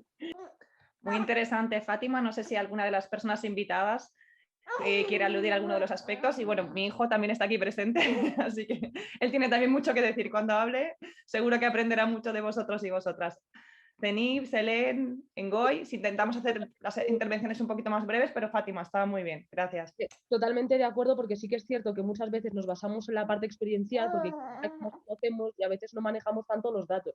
Pero sí que es cierto que cuando hablas de la brecha educativa, de la inequidad, no solamente es necesario hablar de tu propia experiencia, sino decir que la probabilidad de repetir curso de abandono escolar es mayor en las comunidades migrantes y racializadas que en las comunidades nacionales blancas. Y ahí, por lo menos, desmontas toda esa argumentación de no, es que es un caso aislado, es que es algo que te ha pasado a ti por tu barrio, por tu condición, por tal, sino que demuestras que es algo que sucede a nivel sistémico y como esto otras muchas cosas. Y sí que es cierto que a nivel político, cuando se hablaba del tema de las ayudas a migrantes y demás, otros muchos grupos de izquierdas pues han rebatido esos datos demostrando que todo lo que ellos puedan percibir, de hecho, lo devuelven. O sea, como que es mucho más lo que aportan las comunidades migrantes que lo que pueden beneficiarse a nivel de ayudas. Pero sí que es cierto que a veces pasamos por alto la parte estadística, la parte de datos, pero porque no la conocemos o porque al final la fuente, que pueda tener cierta legitimidad aquí en España o no, pero es como un trabajo que sí es necesario hacerlo para avalar nuestro discurso, más que nada, es decir, simplemente para demostrar que hablamos basándonos en hechos concretos y no simplemente en cosas que nos remueven. Hola, ¿se me oye? Hola, hola. Sí, un Sí, se te momentito. Sí, que está Mari Lucía primero, pero no sé si Selene o Ngoy quiere hablar primero. Ah, vale. No, yo simplemente añadir que es que es un poco también lo que decía Fátima, que es que a ver, realmente la sociedad mayoritaria desconoce de los problemas que sufren las minorías, o sea, desconoce de esos problemas. O sea, o sea, yo es que además lo veo en el ámbito universitario, a un profesor de universidad le dices qué es la segregación escolar y no se la cree. Y dice, ¿qué es eso? No, eso no ocurre. Y efectivamente, o sea, es uno de los grandes problemas. Y luego que por esa situación está permitida la discriminación positiva para favorecer a que esas personas puedan estar en la misma situación y en las mismas condiciones, porque es que además discriminar no solamente es tratar de forma desigual situaciones análogas, sino que también discriminar es tratar de forma diferenciada situaciones que no son. Es decir, si una persona tiene problemas a la hora de por ejemplo, en la educación, ¿no? Los niños no tienen recursos, no puedes tratar igualmente a un niño que tiene todas las facilidades. Cuando no se ayuda a ese niño, eso también es discriminación. Y luego, por último, que esto también es una idea que dijo Zenif al principio, no existe en España un movimiento eficaz al nivel, sobre todo, social y también institucional, contra el racismo. O sea, es que no existe. Hay un movimiento que afortunadamente el colectivo LGTB sí que hay más activismo, pero contra la lucha por origen étnico-racial es que no existe. A día de hoy pegan a alguien o hay alguien que sufre lesiones, ¿no? Como se ha visto ahora pasó hace poco una persona trans que sufrió unas lesiones gravísimas y sí que hubo un movimiento muchísimo más activo, pero esto le pasa a una persona negra. Y bueno, sí, tema George Floyd porque tuvo la gravedad que tuvo, pero una persona negra le pegan en el metro y no se monta la que se monta. ¿Por qué? Porque no hay esa conciencia. Y lo mismo que ocurre con el resto de minorías. Simplemente añadir eso. Hola. Qué bueno. En este sentido... Vale, hola, ¿se me oye? No sé si se me está oyendo o no. ¿Me podéis hacer una Yo te señal? escucho. Sí, Vale. sí, sí. Vale, de acuerdo. No, muy importante lo que ha dicho la compañera Fátima, ¿no? Actualmente vivimos en un mundo de datos, donde el discurso muchas veces se puede desmontar o apoyar con datos. No obstante, al igual que ha dicho Zenib y Helene, a veces las fuentes, muchas veces, a quienes hay que demostrarles los datos son dudosas. Sin embargo, la comunidad racializada, en la lucha antirracista, una de las demandas que más se está solicitando en los últimos años es la necesidad de hacer un censo, de contabilizar a cuántas personas forman parte de los colectivos racializados y racializadas para poder hacer políticas que se acerquen a resolver las necesidades de estos colectivos, ¿no? También es verdad que según el Instituto de la Vivienda hay datos demostrados que las personas racializadas generalmente les cuesta siete veces más encontrar trabajo, encontrar vivienda que a las personas autóctonas blancas, ¿no? Y por último, en un proyecto que estuve participando, que se llamaba PIPE, aquí en la Comunidad de Madrid, colaborando con la Policía Municipal, también se pudo demostrar cómo la lacra esta social, que es el perfilamiento racial, el racial profiling, era un problema bastante grave y se pudo demostrar cómo la policía tenía actitudes racistas en su comportamiento, como a través de datos en la que se mostró con números como el 40% de las paradas eran por perfilamiento racial y no por una motivación que era para evitar un delito, ¿no? En este sentido. Por lo tanto, la cuestión de los datos siempre es muy importante y reafirmo lo que ha dicho la compañera. Y por último, decir que también frente a esta necesidad o a esta demanda que ha dicho de la financiación de las grandes organizaciones, etcétera, esto también es un problema bastante grave dentro de la lucha. El equipo de implementación, ¿cómo ha respondido en este sentido? Se ha planificado que a finales de abril se dé un curso a asociaciones y organizaciones, sobre todo afrodescendientes, con estructuras frágiles o débiles, para formarles en la formulación de proyectos y poder competir con las grandes organizaciones blancas, ¿no? Que muchas veces se llevan los recursos, ¿no? Entonces, se están dando respuestas, quizás no suficientes, pero ya es un ejemplo de que se ha detectado que hay una necesidad y un vacío bastante grande. Y por último, señalar, y esto es una responsabilidad dentro de las comunidades racializadas, que a veces se obvia la necesidad de conocer esos mecanismos que ha mencionado Fátima, cómo poner denuncias. A veces las propias organizaciones no saben cómo poner denuncias. Piensan que solo se pueden poner denuncias en una comisaría y se pueden poner también en otros organismos. Cómo poner denuncias a nivel internacional, ante Naciones Unidas, etcétera. Cómo combatir el racismo con otros mecanismos legales o institucionales que también tenemos, ¿no? Y por lo tanto hay apelo a la responsabilidad de formarse en este sentido. Está muy bien hacer una lucha activista en redes sociales o salir a la calle, pero siempre y cuando vaya acompañada de una denuncia, porque visibilizar por visibilizar no es suficiente, porque si no hay una denuncia no se puede contabilizar y por lo tanto no se pueden obtener datos para mejorar la situación, ¿no?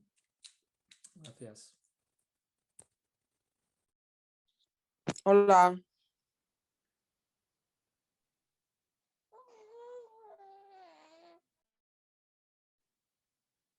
No se te oye, María. Micrófono, sí. Seguimos con Hola, segunda hola, pregunta. hola. Mari Lucía, no sé si quiere comentar algo, que había levantado la mano hace un rato. Hola, ¿se me oye? Sí, adelante, Mari. Gracias. Vale. Pues bueno, primero agradecer la tarde. Lo he pillado por sorpresa en el estado de Ngoy. Y pues bueno, como acaba de llegar también a casa y me he conectado. Eh, agradezco el espacio para el tema que se ha hablado. No voy a entrar lo que ya se ha hablado que nos une, la semejanza de las luchas. Yo soy del Congo. Pues bueno, como mujer migrante que he llegado yo con mis 25 años aquí, pero veo que la lucha es casi igual, ¿no? Con las que han nacido aquí o esto, ¿no? Y justo el viernes, desde nuestras organizaciones, organizamos una mesa de diversidades con mujeres discapacitadas, gitanas, saharaui. Entonces salió bastante lo que estamos hablando aquí. Yo solo que quería rescatar un poco, ya se ha abordado cómo crear espacios de sinergia, que cada colectivo trabaja en sus ámbitos, pero cómo podemos llevarlo a una misma mesa de diálogo profunda y que sea como una línea de trabajo a nuestra generación propia y la generación que viene, ¿no? Se ha hablado mucho Mm, no sé, y aquí yo vivo en Bilbao, también hay estas parejas de, no solo de, aunque traspasas todas las etapas, pero también hay el idioma o el idioma, el euskera, ¿no? De aquí. Pero a pesar de esto, no sé, en otros espacios, pero la participación es, como bien ha dicho Ngoy, hay el peso cultural, pero la participación es un poco pasiva, ¿no? Ante cualquier situaciones, ¿no? A veces si te toca, y intentamos hacer un poco como se dice, ¿no? A veces la emoción es negra, ¿no? Cuando oímos, ha fallecido el George Floyd en Estados Unidos, todo el mundo estaba despierta. ¿Y dónde pasa cuando se discrimina cada día en nuestros barrios cercanos, ¿no? Estamos un poco como normalizando lo que nos rodea aquí, pero más sensible con los que nos mueve las emociones digitales o emociones, noticias que nos llegan ahí, ¿no? Entonces, ¿cómo podemos, ¿no? En estos espacios trabajar estas cosas? Y luego yo quería, me está llamando muchas veces. Yo llevo tiempo a veces participando en las radios, a las teles, así. Últimamente, cuando empezaba la palabra racializada, no quito la importancia que es, pero estamos hablando también de los privilegios que hay. Entonces, estos espacios también llevan sus privilegios. Estamos hablando del papel de las blancas, de las negras, también los papeles de las personas que ya tienen unos privilegios dentro de nuestros colectivos, que sea de las personas negras, no son lo mismo de una persona que ya tiene un privilegio o una persona que no lo tiene. Entonces, ahora mismo ¿no? Estamos buscando una persona racializada. Cuando pregunta a estas personas que está convocando a la persona racializada, ¿qué llamas tú persona racializada? Porque es negra, porque tiene pelo afro, ¿no? Y entonces esto para mí también, yo creo que esto lo quiero poner un poco una mesa también que donde nosotros también tenemos que reflexionar, ¿no? Está quitando mi identidad como persona africana, negra, porque me quieren como englobar. Necesitamos una persona racializada, pues bueno, aquí vas a hablar, como han dicho, del victimismo, de lo que sufrís de esto, ¿no? Pero estuvimos en una mesa con unas personas, aunque me llama racializada porque soy gitana, pero mi identidad gitana lo quiero sacar, no me mezcla como racializada, no lo quito, pero también estás negando sutilmente esta línea, ¿no? Estamos hablando, pero ¿cómo también podemos trabajar? Si ya lleva años intentando hablar de los niños, las niñas que nacen aquí, el papel potente de estas multitudes de ONG que venden sus negocios diciendo trabajan para ayudar a los países en desarrollo, lo que sea, los imaginarios que crean en nuestros propios hijos. Todavía no se pelea con las imágenes de los niños sacando mocos, los niños sacando sus donaciones, pero vendiendo las imágenes, ¿no? Está, creo que, Goy. ¿Cómo podemos trabajar esto? No sé dónde se ha parado las imágenes, dónde amparan los derechos para las imágenes de estos pobres niños que se sigue vendiendo para justificar las subvenciones que sacan aquí, ¿no? ¿Cómo podemos trabajar en estas mesas de las cuestiones verdaderamente? Porque esto afecta a nuestros hijos que nacen aquí, que no conoces África, no conoces el Congo, pero como ya les venden para la vacuna o para los fondos de UNICEF, pero vendiendo a estos niños con mocos, ¿no? Yo creo que podemos reflexionar un poco esta mesa de sinergia entre varios colectivos que estamos aquí y una mesa de debate profundo con los colectivos privilegiados o con el término que nos están inculcando ahora para no detallar todos los detalles, ponemos todos racializada. Entonces, si podemos reflexionar en todas estas cosas. Gracias.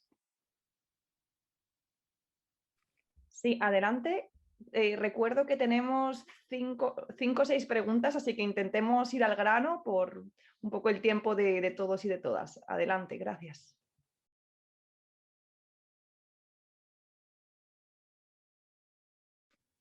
No sé si Zenib, Selén, Ngoy, ¿alguien quiere responder un poco? Yo es que preferiría que hiciesen todas las preguntas y a lo mejor luego englobar, porque si no creo que se va como que alargar más de lo necesario. Buen apunte, Zenib. Pues estaba Leoní, luego estaba Maya, luego Salu, Luna y Buba. Sí que por favor a todos y a todas, sé que es maravilloso y tenemos mucho que decir, pero intentemos ser concisos y concisas a la pregunta y las reflexiones las podemos dejar igual para otro momento o podemos abrir otro espacio. Adelante, Leoní. Hola, ¿se me oye? Vale, bueno, realmente no era una pregunta. Yo soy Leoní, soy la hermana de Ngoy, soy una de las hermanas pequeñas de Ngoy. Estoy muy contenta de participar y de escucharos a todas. Nada, no era una pregunta realmente, voy a ir muy al grano. Simplemente voy a ir en algo que yo siempre discuto con mi hermano. Llevamos en el tema del activismo desde hace años. Y yo lanzo sobre la mesa la idea del victimismo, ¿vale? De las personas racializadas, ya bien como la última persona que ha hablado, que no recuerdo su nombre, la mujer del Congo, ya bien sean racializadas con más facilidades o racializadas con menos, porque sí que es verdad que no es lo mismo a lo mejor yo que he nacido aquí y que tengo muchísimas más oportunidades que alguien que ha llegado hace 10 años. ¿Vale? Pero simplemente lanzo sobre la mesa el tema del victimismo. Muchas veces nos quedamos muy cómodos en ese área de confort, ¿vale? Porque realmente crea confort ser la víctima, muchas veces. Pero bueno, eso es un tema muy amplio que además, partiendo del mundo del mindfulness, al cual invito a toda la gente a buscar de qué se trata esto, pues eso, que lo apliquemos un poco en el tema cuando hablamos del racismo que se vive. Cómo lo vivimos el individuo y qué podemos hacer para que esta situación no trabajarla, por supuesto, porque es un problema que existe, pero a la vez que no nos influya y no nos cree complejos, ¿vale? A la hora de sociabilizarnos. Eso por un lado. Y lo segundo que quería decir, simplemente alguien comentó antes, no sé quién era, el tema de las ayudas de organizaciones que dicen que participan con otras asociaciones ONGs que trabajan contra el racismo y demás. También quería deciros que, bueno, yo en el momento en el que decidí salirme del papel de víctima como mujer afro, pues sí, entonces dije, pues voy a ser un referente haciendo lo que de verdad me gusta en la vida, ¿no? Y en este caso es siendo artista. Entonces soy una imagen para muchísimas otras personas como showwoman a nivel internacional. Con esto he aprendido, por ejemplo, estudiando en temas a nivel de empresariales y demás y de marketing, he aprendido que todas las empresas, vosotros como asociaciones, ONG, si participáis en algún sitio, tenéis la oportunidad de acercaros al departamento de Relaciones Públicas / Recursos Humanos de cualquier empresa para ofrecer, ¿vale? Para ofreceros como una entidad que necesita un mecenazgo. Cualquier empresa que supere los 1000 trabajadores sabe de qué es esto. Los mecenazgos son como patrocinios, pero no es patrocinio directo, o sea, son patrocinios para actos u organizaciones sociales. Lo digo porque a lo mejor alguien no lo sabe.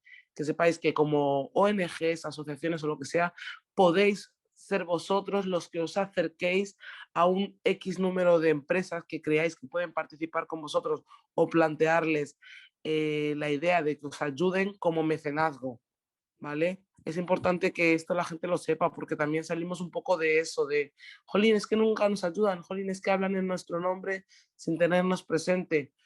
Vamos a ser nosotros los que nos acerquemos también un poco a ellos.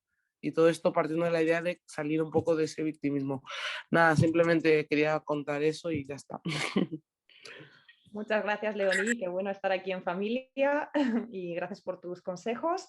Seguimos con Maya. Vamos a intentar hacer un poquito más resumidos en las aportaciones. Adelante, Maya o Salu.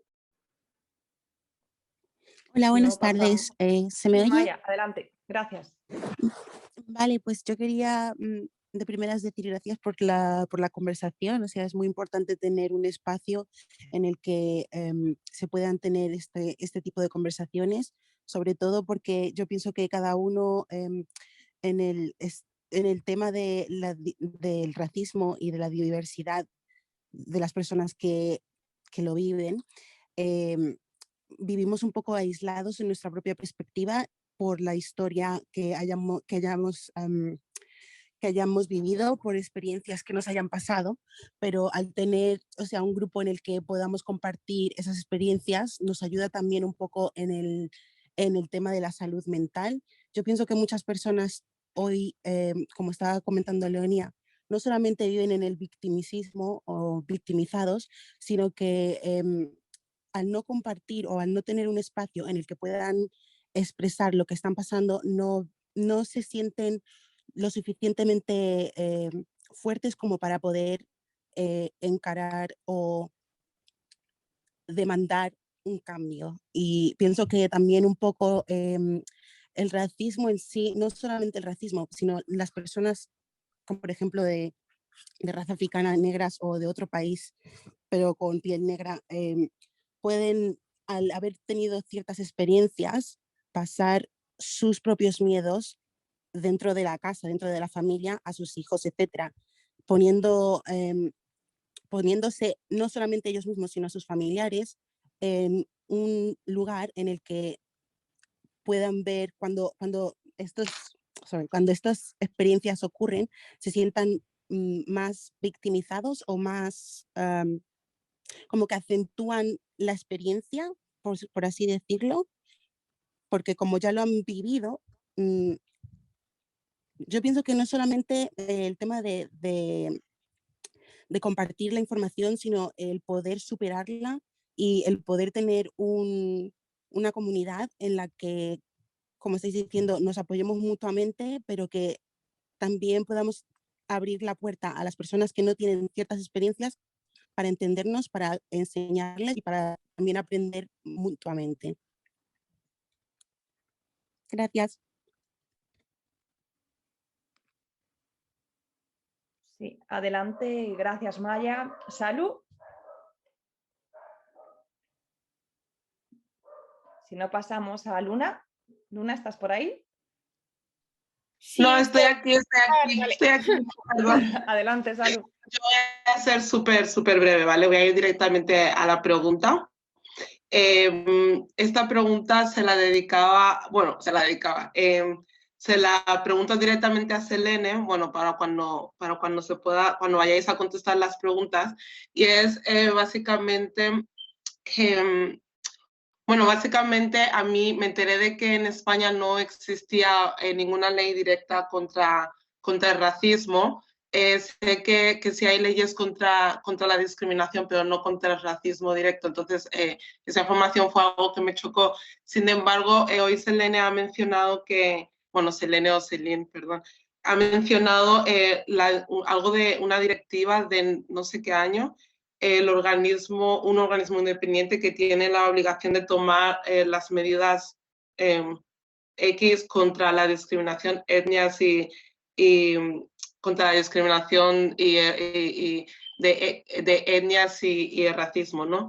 Entonces, bueno, simplemente esa era mi pregunta, que si este organismo independiente obliga a todos los países de la Unión Europea a respetar o a no realizar actividades racistas, o etcétera, etcétera, ¿cómo es posible que, bueno, que no se haya visto reflejado en la Constitución directamente y que no se tomen medidas legales cuando por los medios de comunicación vemos bueno, mensajes muy directos que incitan mucho al racismo o al odio contra etnias específicas, ¿no?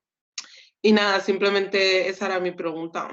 Que si existía alguna ley, y también el hecho, lo que había mencionado anteriormente en Goy, que es mi hermano también, por cierto, lo que había mencionado en Goy de que muchos de nosotros no sabemos cómo denunciarlo, ¿no? Y es cierto también, cómo se podría denunciar cuando algún acto de estos que vemos que, por ejemplo, algún anuncio de televisión se está metiendo está discriminando directamente a X raza o a X etnia o a X costumbres, ¿no? Y ya está. Muchas gracias, Salud. Que bueno, seguimos en familia y seguimos con más comentarios de Luna, que también es compañera, colaboradora de Aflatidos. Adelante, Luna, gracias. Bueno, yo voy a ser súper breve, que sé que María quiere que seamos muy breves.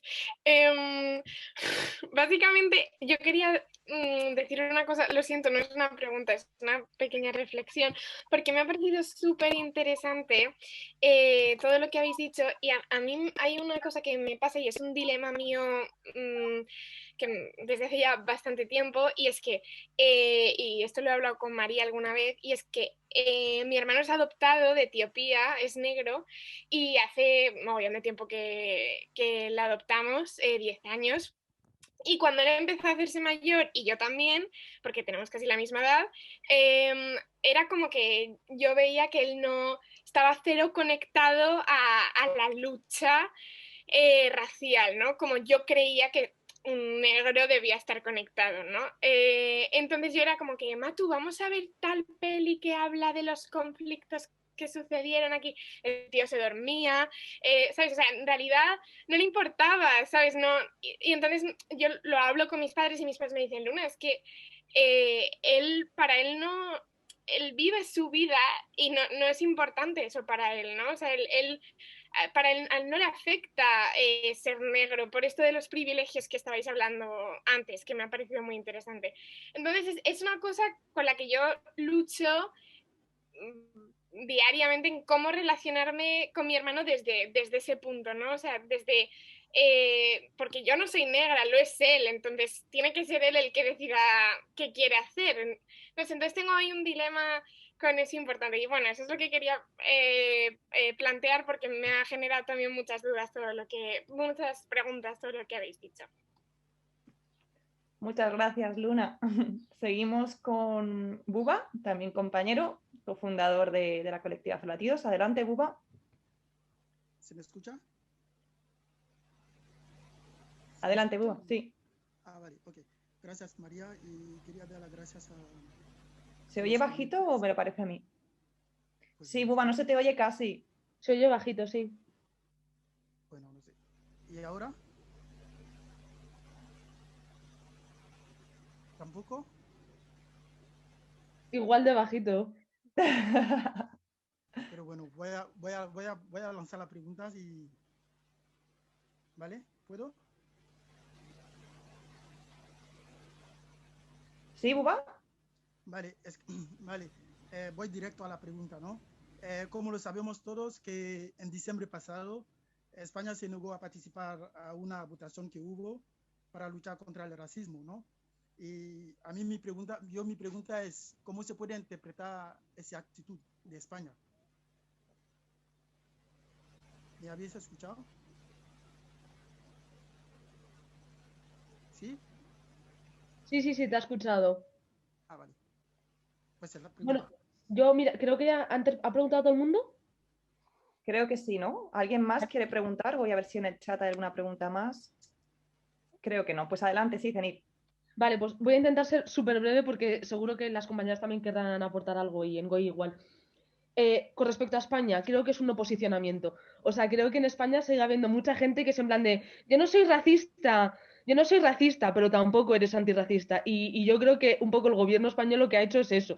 O sea, España como Estado es no querer posicionarse dentro de la lucha antirracista, pero tampoco se cataloga como un Estado racista. Y al final eso pues valida todos los comportamientos, porque si tú luchas contra el racismo y por lo tanto te consideras antirracista, pues el plan migratorio que tienes, la frontera sur, la existencia de los CIES, las paradas por perfil racial, pues son cosas que pueden ser cuestionadas. Igual que lo de la muerte de la niña en Canarias, que es mucho Twitter y lamentarnos por la muerte de esta niña, sin embargo no remediamos el que la gente del sur global pueda cruzar la frontera sin tener que arriesgar su vida. Por lo tanto, es un no posicionamiento para no reconocer los propios errores. Con respecto al tema del victimismo, sí que es cierto que hay muchas personas que pueden ocultarse bajo el victimismo y eso es algo que hace bastante daño a toda la comunidad porque cualquier riña, cualquier problema, cualquier enfrentamiento que tú tengas con alguna persona que lo taches de racista, pues no. Pero es cierto que yo a veces prefiero exagerar y ser ciertamente victimistas que no quedarnos corto y no reconocer siquiera el racismo, que de hecho yo creo que muchos de nosotros cuando somos pequeños ni siquiera somos capaces de entender y reconocer que sufrimos racismo. Que es cierto que no es bueno para la comunidad racializada migrante el tema de que haya victimismo. Sí, pero sinceramente creo que no es el mayor de los males que tenemos a nivel comunitario y yo personalmente no lo veo muy presente. El tema de la comunidad racializada. Es cierto que no tiene que haber un borrado de identidad de que seas mora, gitana, afrodescendiente, pero creo que es necesario intentar englobar las luchas de todas las personas migrantes y racializadas, aunque sea bajo ese término, aunque algunas asociaciones a veces pecan, de buenismo y hacen eso de persona racializada cuando las realidades en base a la comunidad son muy diversas. Y por último, Luna, lo de tu hermano, o sea, yo también tengo un hermano y es moro como yo, y es musulmán como yo, y es imposible sacarle a que vaya a una lucha antirracista, una mani, una concentración o a que vea películas, vídeos y demás. Al final tenemos que entender que no a todo el mundo le remueve, igual que ser mujer no implica que tengas que estar metida dentro del movimiento feminista. Y también es cierto que, aunque no lo creamos, etiquetarnos como antirracistas, estar activos en la lucha antirracista también supone cierta exposición. Y esa exposición supone también cierto peligro a nivel de hate, a nivel de comentarios, a nivel de que gente que no te conoce acaba conociendo tu vida y eso entiendo que es algo que no todas las personas están dispuestas a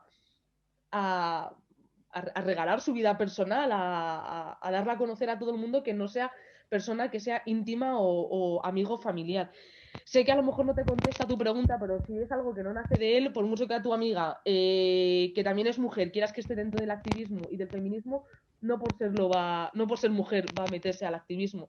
Por lo tanto, es algo respetable y que hay personas que no quieran meterse y que vivan su vida pues ajenos al antirracismo como colectivo o como lucha. Y ya corto porque si no sé que me enrollo mucho más. Te vas a ahogar, Zenit, parece una carrera, ¿eh? Estás ahí en el campeonato, ahí corriendo. Adelante, compis, no pasa nada, ¿eh? Yo más que nada pero veo que seguimos 28 participantes, aquí nadie se va, o sea que tampoco me voy a poner yo en plan ahí controladora, así que adelante, Selene. Nada, yo simplemente para aportar algo nuevo de lo que ha dicho Zenit, vamos a la pregunta también que me hacía Salud es, a ver,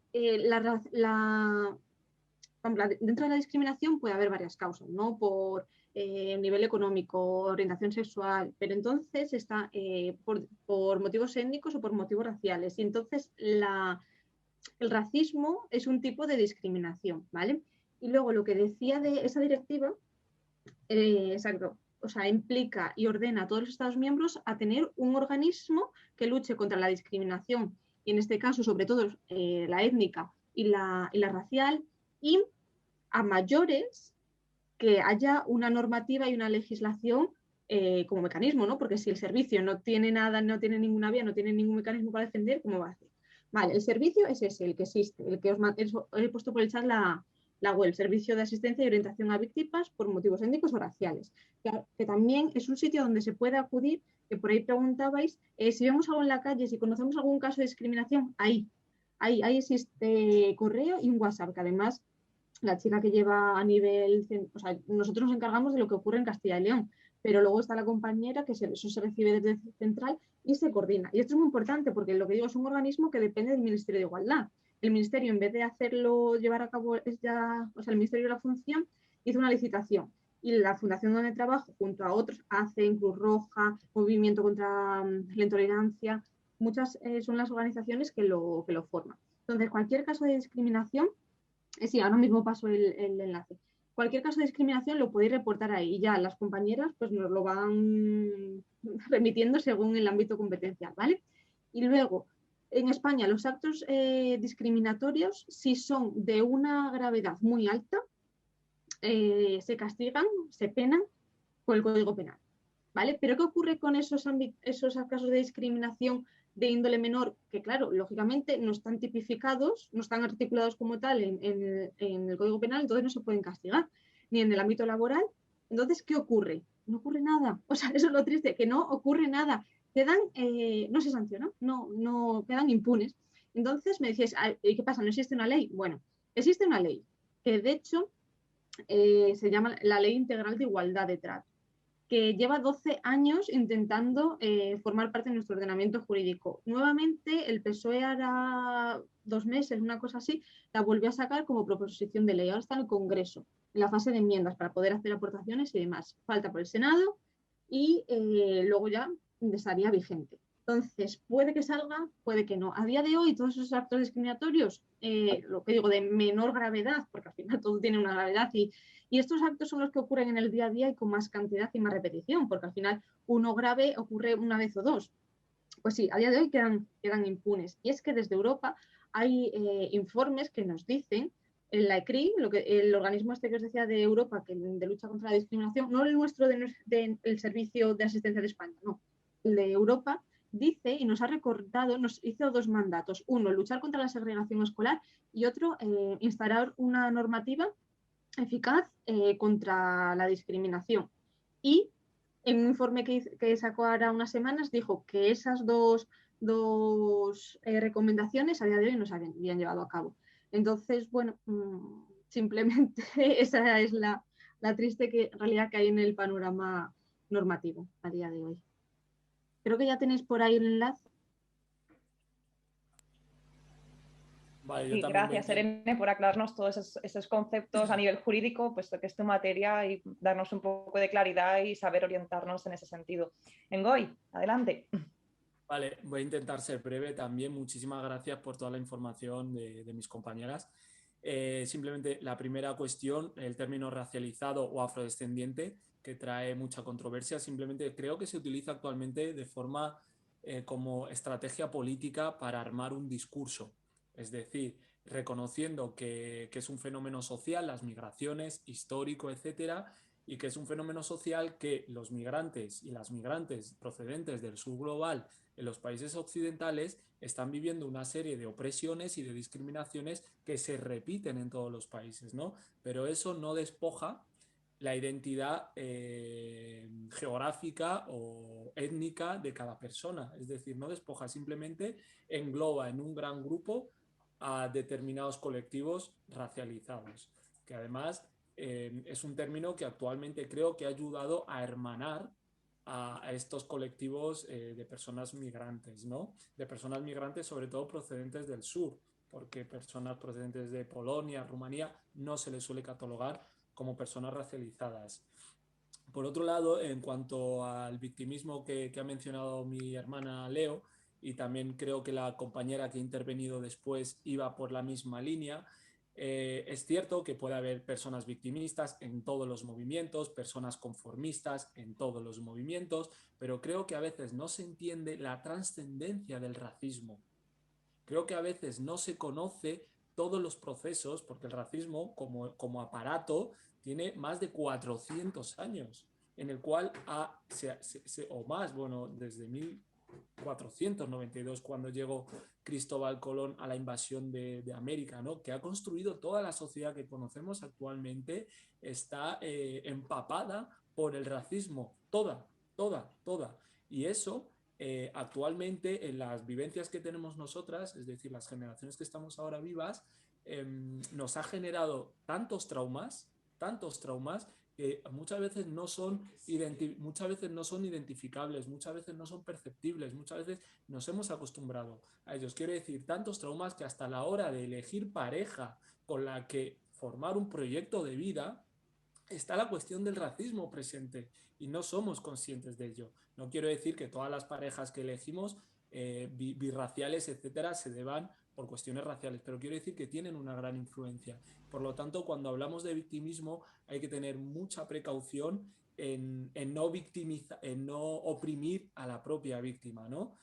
No obstante, en este sentido propongo que las personas que estamos luchando en esta lucha antirracista siempre contrasten las ideas, siempre se vayan a hablar con la oposición, porque si no, si hablamos solamente entre nosotras vamos a recibir propuestas cómodas, propuestas que nos agradan, etcétera. Pero sin embargo, para reforzar ese discurso, para quitarnos dudas sobre conceptos, sobre mecanismos, etcétera, contrastar nuestras propias ideas, ¿no? Es decir, ponerlas en la ventana y exponerlas. Luego, con respecto a lo que ha mencionado Salufa, también mi hermana, todo queda en familia, muchas gracias. De hecho, estoy muy orgulloso de que estén aquí. Con respecto a la cuestión que también ha mencionado Selene de la directiva europea, hay victorias, y ahí voy un poco, lo enlazo con el tema del victimismo. El 25 de marzo del 2019 salió una directiva europea sobre los derechos fundamentales de las personas de ascendencia africana en Europa, ¿no? Es una victoria que se celebró, sin embargo que se ha quedado ahí. ¿Qué pasa? Que generalmente dan más bombo las malas noticias, generalmente. La victoria esta se celebró, se quedó en una semana y ya está, ¿no? Sin embargo, cuando se consigue que a una persona le concedan el asilo político en España, cuando se consigue que a una persona se la saque del CIE, cuando se consigue que un agente de la policía sea denunciado y sancionado por actos racistas, son victorias. Lo que deberemos hacer es darle más espacio a estas victorias también para seguir empoderando a la gente y mostrar que estas luchas sirven, ¿no? En este sentido, lo que ha comentado también Salufa, cómo denunciar no solo en las comisarías, se puede denunciar en los juzgados de guardia, se pueden poner quejas ante el defensor del pueblo, se pueden elevar denuncias a nivel internacional en las Naciones Unidas, etc. De hecho, el equipo de implementación nos ofrecemos a asesorar a todas aquellas personas que quieran elevar sus quejas, denuncias a nivel internacional, ¿de acuerdo? Pero es necesario saberlo porque mucha gente no lo hace, primero por miedo, y por lo tanto muchos datos de pocas denuncias de personas que sufren racismo no aparecen porque la propia víctima no puede ir a denunciar, no quiere enfrentarse a su propio agresor o simplemente ir allí ya supone exponerse al riesgo de ser detenida y por lo tanto no lo son, pero hay otros canales, ¿no? En este sentido. Luego, lo que ha comentado la compañera Luna, creo, sobre su hermano, digo una frase, por favor no te sientas ofendida con ella, pero tenemos derecho a ser estúpidos e ignorantes. No quiero decir que tu hermano lo sea, simplemente dale tiempo. Quizás, como decía al principio, hay muchas personas que han asumido tanto el racismo, lo han normalizado tanto, que lo ven natural y no lo denuncian. Y nosotras, quienes lo sufrimos, no tenemos que imponer nuestra visión de racismo. Esa persona tiene que experimentarlo, despertarse. Para ello, como bien te ha dicho CENIP, creo, proponerle material que le inspire, películas, libros, tal, pero si no quiere, dale tiempo, que tranquilamente, o a lo mejor nunca acaba quejándose porque el racismo, una de las cosas que he dicho al principio, el efecto es psicológico, también estructural en otras esferas de vida, pero sobre todo a nivel psicológico. Si a él no le ha afectado o no lo ve de esa manera, dale tiempo. Y por último, la pregunta del compañero Buba, que España, la posición de España o el no posicionamiento ante esta votación simplemente muestra de nuevo la falta de voluntad política de acabar con el racismo. Y ahí de nuevo volvemos a decir cómo el racismo es una discriminación estructural a nivel global e histórica, porque España, Francia, Estados Unidos también se abstuvieron a esta votación cuando son países donde se sufren y hay muchas organizaciones que están denunciando el racismo. No interesa acabar con esta estructura. Hay grupos, organizaciones que la están apoyando. Y como decía Enip también, la población contradice un poco pues ¿qué pasa? Que esas la políticas. experiencia de este es más. Hola. Sí, acabo con esto, como decía Zenit, contradice un poco las políticas, por favor, las políticas internas del propio país, como la existencia de las fronteras, los CIES, etcétera. Gracias.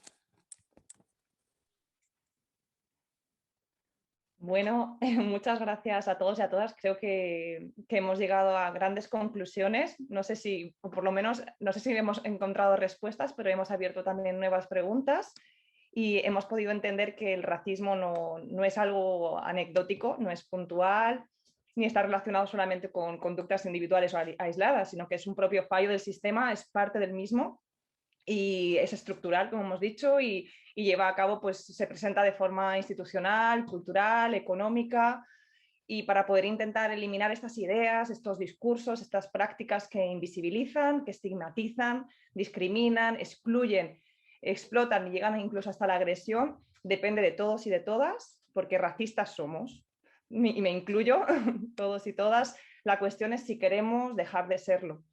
Creo que gracias a Selene, Zenib y Ngoy hemos aprendido herramientas, hemos aprendido vías, mecanismos para poder avanzar en este camino. Os doy las gracias a los tres, a las tres. No sé si queréis decir alguna última palabra, queréis despediros. Y también a todas las personas participantes que han aguantado estoicamente y gracias, simplemente gracias. Esperamos que habéis pasado una feliz tarde y seguimos trabajando, aquí estamos. Recuerdo que si queréis dejar vuestro correo electrónico, porque creo que hay mucho material que nos han compartido las compañeras, los compañeros, y os lo podremos intentar enviar lo más pronto posible. También recordad que la charla ha sido grabada y la subiremos en la página de YouTube bueno, tenemos un canal de YouTube que se llama Colectiva Afrolatidos. La subiremos allí, la compartiremos también en nuestro Facebook, Instagram, LinkedIn. Intentamos estar presente y lo más pronto posible lo subiremos. Quiero dar la última palabra para Zenib, Selene y Ngoy, si quieren decir algo, alguna conclusión. Entonces, ¿es necesario ser antirracista, sí o no? Bueno, evidentemente es necesario ser antirracista. O sea, aquí no puedes como esquivar la pregunta y no posicionarte aquí, o sé eso, no sé eso. O sea, que creo que eso es que es más que claro. Únicamente agradecer, obviamente, la invitación a todas las personas asistentes. Si cualquier persona tiene alguna duda o lo que sea, tanto a María o a mí en mis redes sociales o a cualquiera de los compañeros, compañeras, y un placer compartir esta tarde de charleta antirracista. Así que encantadísima de estar aquí. Lo mismo digo, suscribo un poquitín las palabras que ha dicho Zenib, al igual que he hecho durante toda la jornada.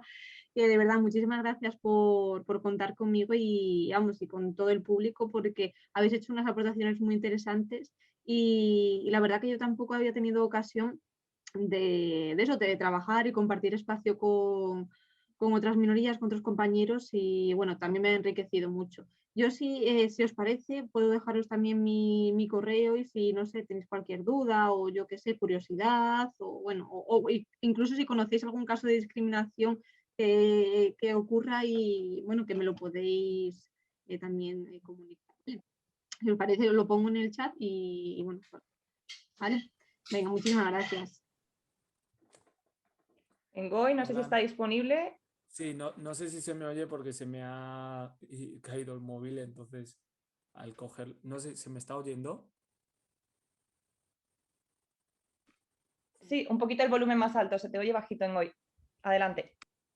Vale, a ver, voy a intentar subir el volumen. Nada, simplemente apoyar lo último que han dicho mis compañeras, ser antirracista o no, decir que no, pues sería convertirnos en racistas conscientes, porque podemos ser racistas inconscientes y sobre todo reforzar los tres pilares de la lucha antirracista como son visibilizar, documentar y denunciar, ¿no? Ya que cualquier acción antirracista que no sea integral y que incluya estos tres ejes se queda coja, pierde fuerza y su impacto se reduce o directamente el objetivo no se alcanza, ¿no? Por ejemplo, visibilizar, pero no denunciar, como decía antes, pues no tendríamos datos para conocer la cantidad y el alcance de estos incidentes racistas que sufrimos.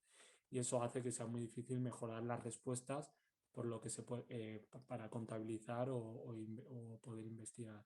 también dar gracias a la gente, disculpar que me ha alterado al final porque se escuchaba ahí una voz, e invitaros a seguir reflexionando en estos términos. Muchas gracias a todas.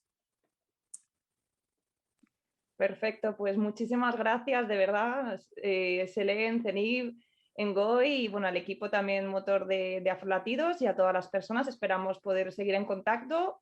Y gracias, feliz tarde y podéis seguirnos por redes, buscarnos, Colectivo Afrolatidos y encantadas de escuchar propuestas y de tejer redes con vuestros colectivos también. Si tenéis propuestas, estamos encantadas de seguir colaborando. Y bueno, feliz tarde. Muchas gracias. Hasta luego. Seguimos. Muchas gracias.